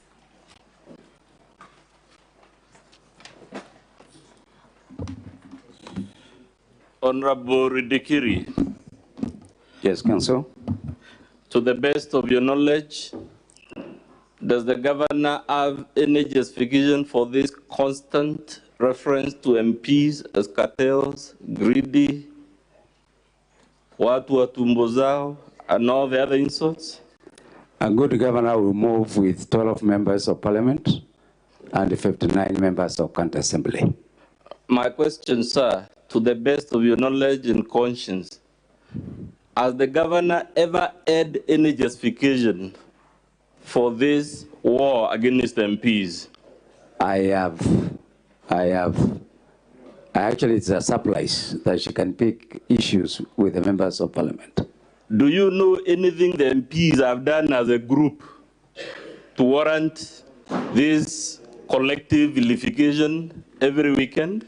I'm not aware of any. Are you aware of any complaint lodged by the Honorable Kawira with the state agency that deals with cartelism? Has she ever launched any complaint? I'm not aware before of the Competition Authority of Kenya against any MP? I'm not aware of anything.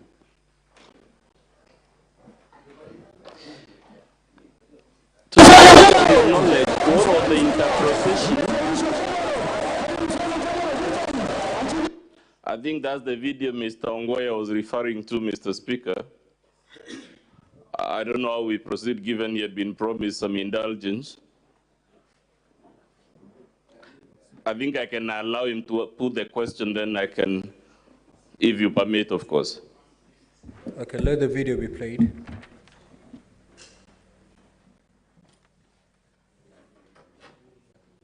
Thank you so much, Mr. Speaker. Sir, I feel relieved.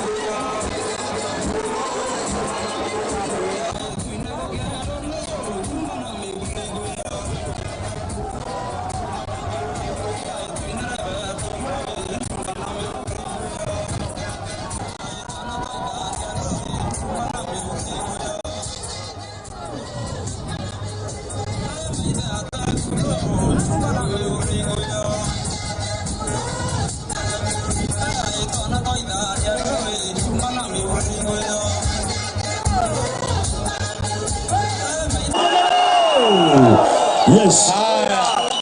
Ya kwamba tumetoseka kutawaliwa vibaya na mkora asiosiba anafaa kuongezwa katoto kwa tumbo na simiti na mawe ndio asisikie tena.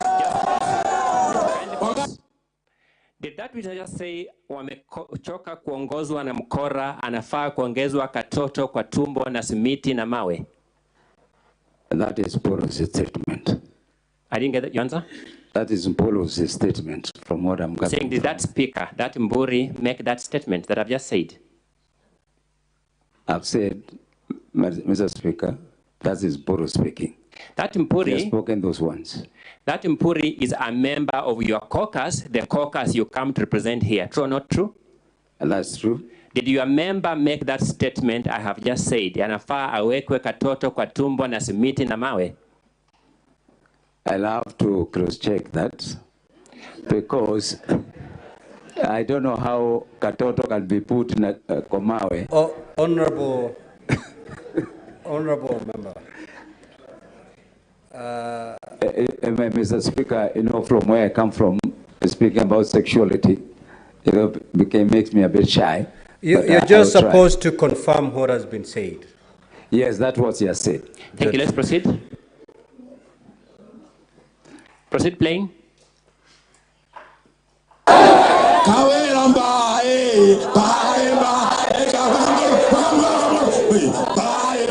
Lakini tunataka kiti ya mtu apewe. Kiti yake ndipo yake, magari mbizwe, security apewe, kila kitu apewe, na kiti ya finance, kiti ya pesa apewe. Fondo ndela kebeli. Ndio kuna mkomano wa mera arome anga kwa bila.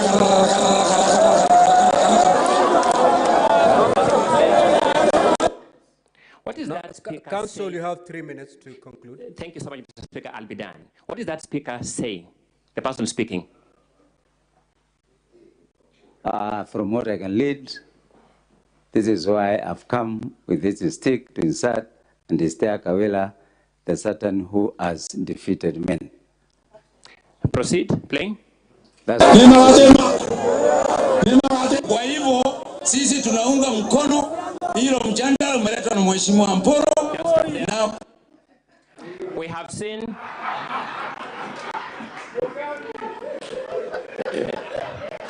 Mr. Speaker, order, senators. Thank you so much. No. So, Speaker, members may understand why I was very frustrated when this video could be played. Ms. Mpuri Aburi is not filing a motion before the county assembly, is he? To your knowledge? Mr. Speaker, I seek your indulgence, sir, because there is a section... Honorable Mugambe, is it a yes or no, so that we make progress? Mpuri Aburi is not filing a motion before the county assembly, is he? He's not taking the motion before the county assembly. He is speaking to the public. The only thing, the motion we have had him is, before I go there, but do you know that stick that he's holding in his hand is a common stick in Meru community? Do you know it? An African item. Yes, what is it called in Meru? Kebiri. Kebiri, good.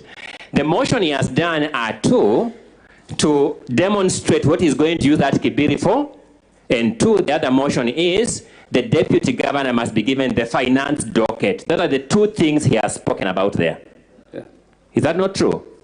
See, is that true or not true? That he has spoken about two things. Mr. Inserting the kibiri in the governor, I'm being now gross because those are the words he used, and two, the deputy governor getting the finance docket. Are those the two things he has spoken about?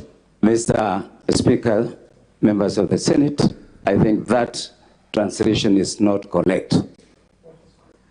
It is not correct. What is the correct translation?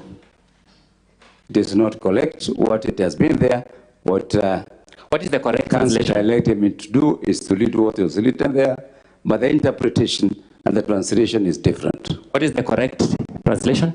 Just repeat it. Could we replay just a few minutes there when Honorable Mpuri Aburi is speaking in Meru? Honorable Mugambe, If you say it's not correct, it means you have the correct version. Yes. So proceed to tell us, what does it mean? Mr. Speaker, members of the Senate, the stake that Mpolo is holding is supposed to be for stealing porridge. Correct. Not sexuality. But what is he saying? What is he saying he will do with it? Honorable Mugambi, just tell us what the Honorable Mpuri is saying. What is he saying in that video? You've heard it played. It was very fast, that's why I needed it to be repeated. And apart from seeing the video, I can see you were there. Yes, so I was you there. have the benefit of having listened. Because there are two matters, Mr. Speaker, and that's why I was seeking your indulgence. That we were speaking about the creation of the county. No, what did Honorable Mpuri say? Mpuri said that he's going to use that stake to steer some things from the governor. That's, yeah. Proceed, Counsel. When he talked about to steer, he talked about the governor by name, didn't he? Correct. Thank you. And you stood up to support that motion by Honorable Mpuri expressly in your words. Mr. Speaker, that is not true. That is not true. That clip is cut because what I was supporting is the agenda for subdivision of Meru County into Nyambene County and Meru County into two. In that clip, we don't see, sorry, in that clip, at least has been played, we don't see subdivision of Meru County into two as an agenda. Do we see it? I am not the author. Do we see it? We have just looked at it. Do we see it? I am not the author. Mr. Speaker, and answer my question, or not we see it. Do we see the agenda of subdivision of Meru County into two, or in any other form of subdivision of Meru County as an agenda in that, in of the speeches there that we have looked at? Mr. Speaker, I've just seen the clip. This is my first time to see that clip, but what I know, and because I was there, the agenda was on top of the other agendas. What I was supporting... Honorable Mugambi, the question is, in this particular clip that has been played, do you see that agenda of splitting to two counties being discussed? From this clip, no. Would supporting those sexual slurs, as you expressly say in that clip, be conduct befitting a member of parliament and a leader like you? Mr. Speaker, again I said, I did not support that item. That will be all in my cross-examination. Thank you. Now, Counsel, you have, what was the remaining minutes, Secretariat, for re-examination? 3. Honorable Mugambi, let's assume, for argument's sake, that the Honorable Mpuru was grossly wrong in the utterances he made. Would that justify the vilification of the other 10 MPs? No. As the governor placed before this Senate evidence of any wrong, the other 10 MPs, let's agreeing for argument's sake that the Honorable Mpuru was wrong. I have not come across any. Between the Honorable Mpuru and the Honorable Kawira, to the best of your knowledge, who began the provocation? I believe it is Madam Governor. This video you've just been shown, the occasion in question, did it occur before or after the presidential function in which all of you were called cartels? It was before. Which one occurred before the other? Is it the presidential function or the video we've just been shown? It was the video that we have just been shown.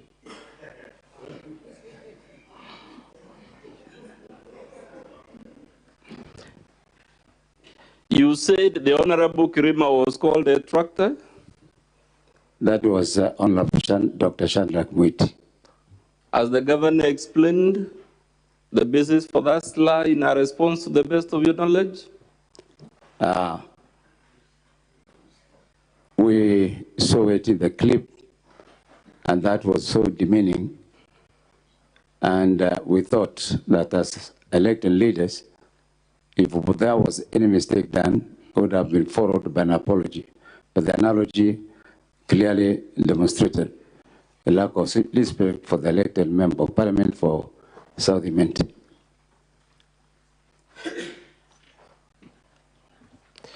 What would you tell the Senate, this is my last question, is the prevailing status in Meru County attributable to these endless wars between the governor, the MCAs, the MPs, and virtually anyone the governor wakes up in the mood of vilifying?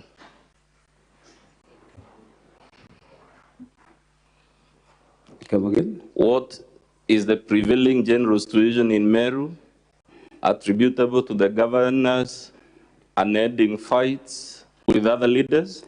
Mr. Speaker and the members of the Senate, we are faced with a very difficult moment in our local politics of Meru County. The continued verification and the continuous insult and demeaning has left our county in a lot of shame. Unless this Senate takes a decision, Meru County, as it is right now, it is a laughing stock.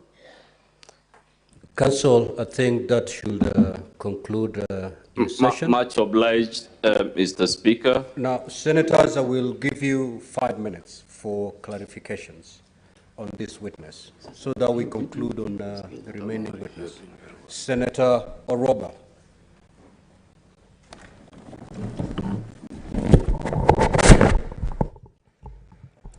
Thank you, Mr. Speaker. I have 2 clarifications. I'll be very quick that I'm seeking. There's been a lot of use of phrases such as kaende kaende, wenye wivu wajinyonge, and other terminologies that sound abrasive, harsh, and insensitive.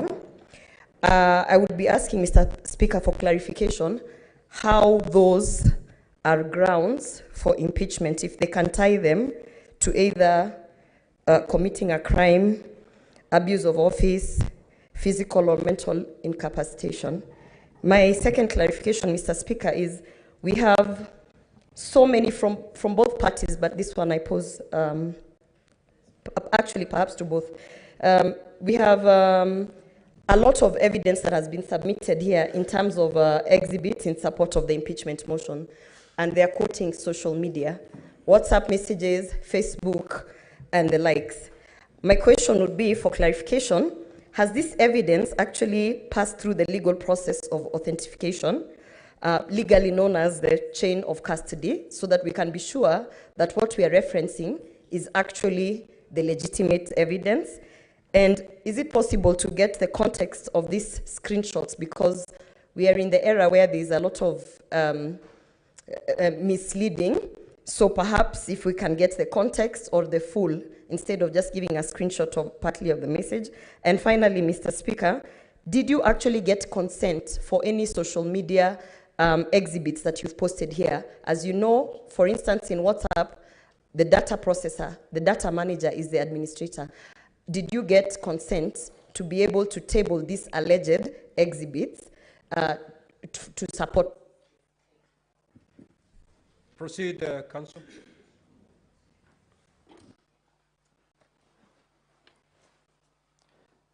The first question, Mr. Speaker, is whether vilification is a ground of impeachment.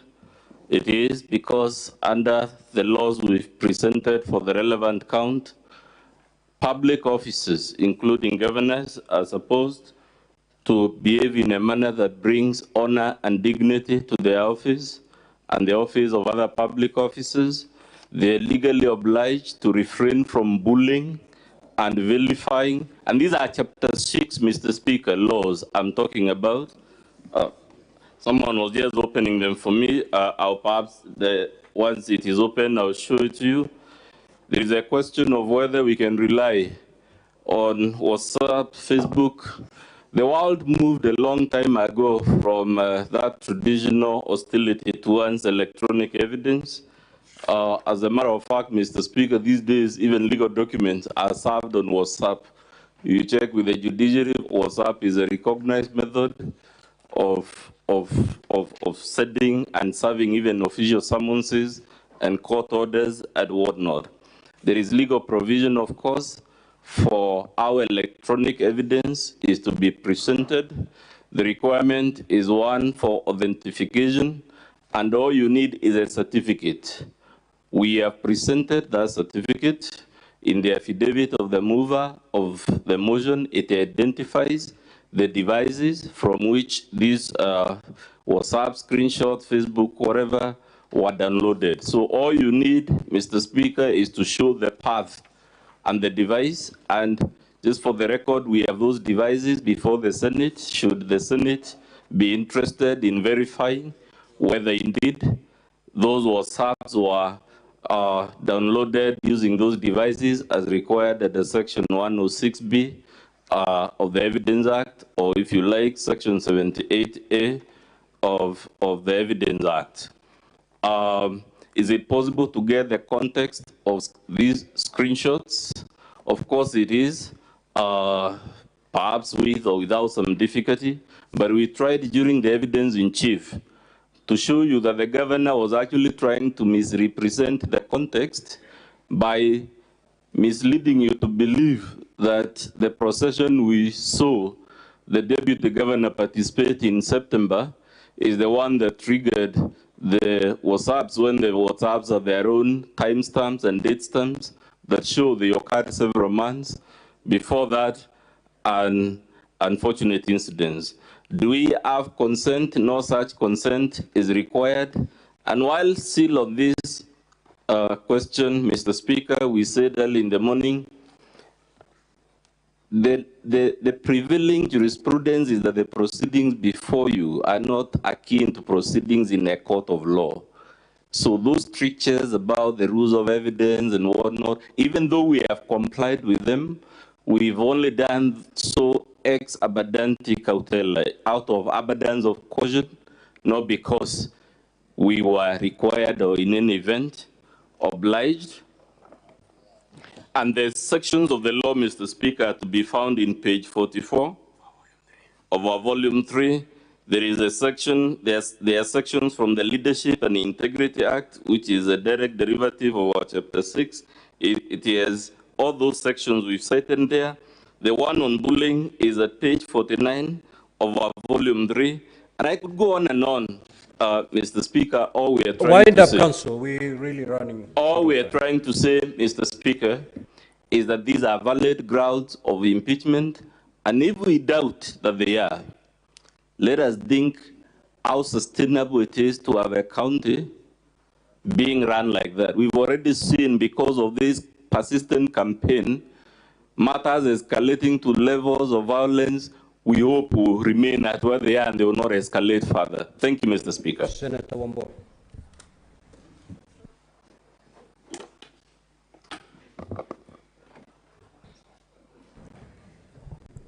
Thank you, Mr. Speaker. Mr. Speaker, my question is directed to the Council in relation to what the Honourable Member of Parliament is confessing on the floor. Mr. Speaker, there is open, obvious aggression between the two parties, and is playing out in the public. I want the Council to tell us and help us to make a decision on this aggression, whether there is a requirement in law for the governor to be a friend of the other elected leaders in the county, or whether in the converse, the elected leaders in Meru County have an obligation to also maintain a relationship with the governor. I thank you, Mr. Speaker. Proceed, Council, under 1 minute, please.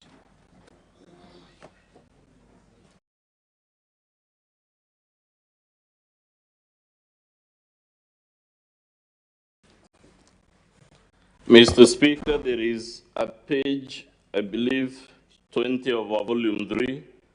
Again, we are reading from the County Governments Act, I believe, section 30, subsection 3.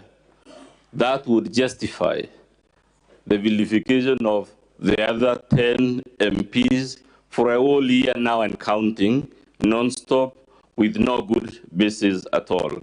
Is there a legal requirement for a governor to be a friend of the other leaders or vice versa?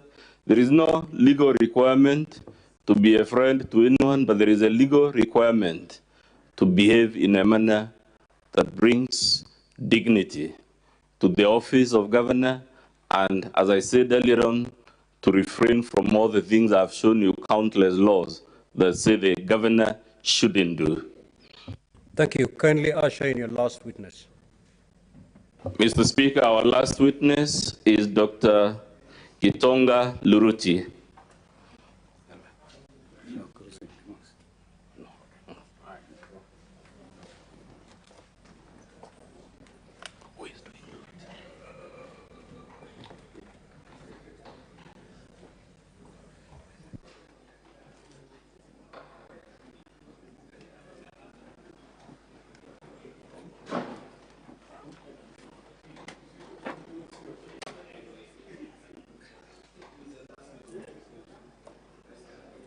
They have gone to fetch him, Mr. Speaker.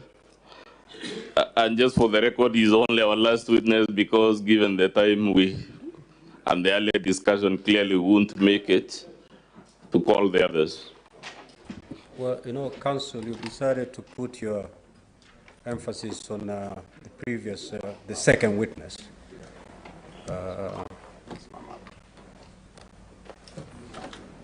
Swear in the witness so that we get moving. Good evening. So will you take an oath or affirm? Yeah. Will you affirm or take an oath? Affirm. Affirm. So no, even now. Will you do it in English or Kiswahili? English. English. Yeah. So you will read this text. Huh? Yes. Yeah. So here you say your names. Yeah. Then you will hold the Bible. So your time starts running from now. 10 minutes.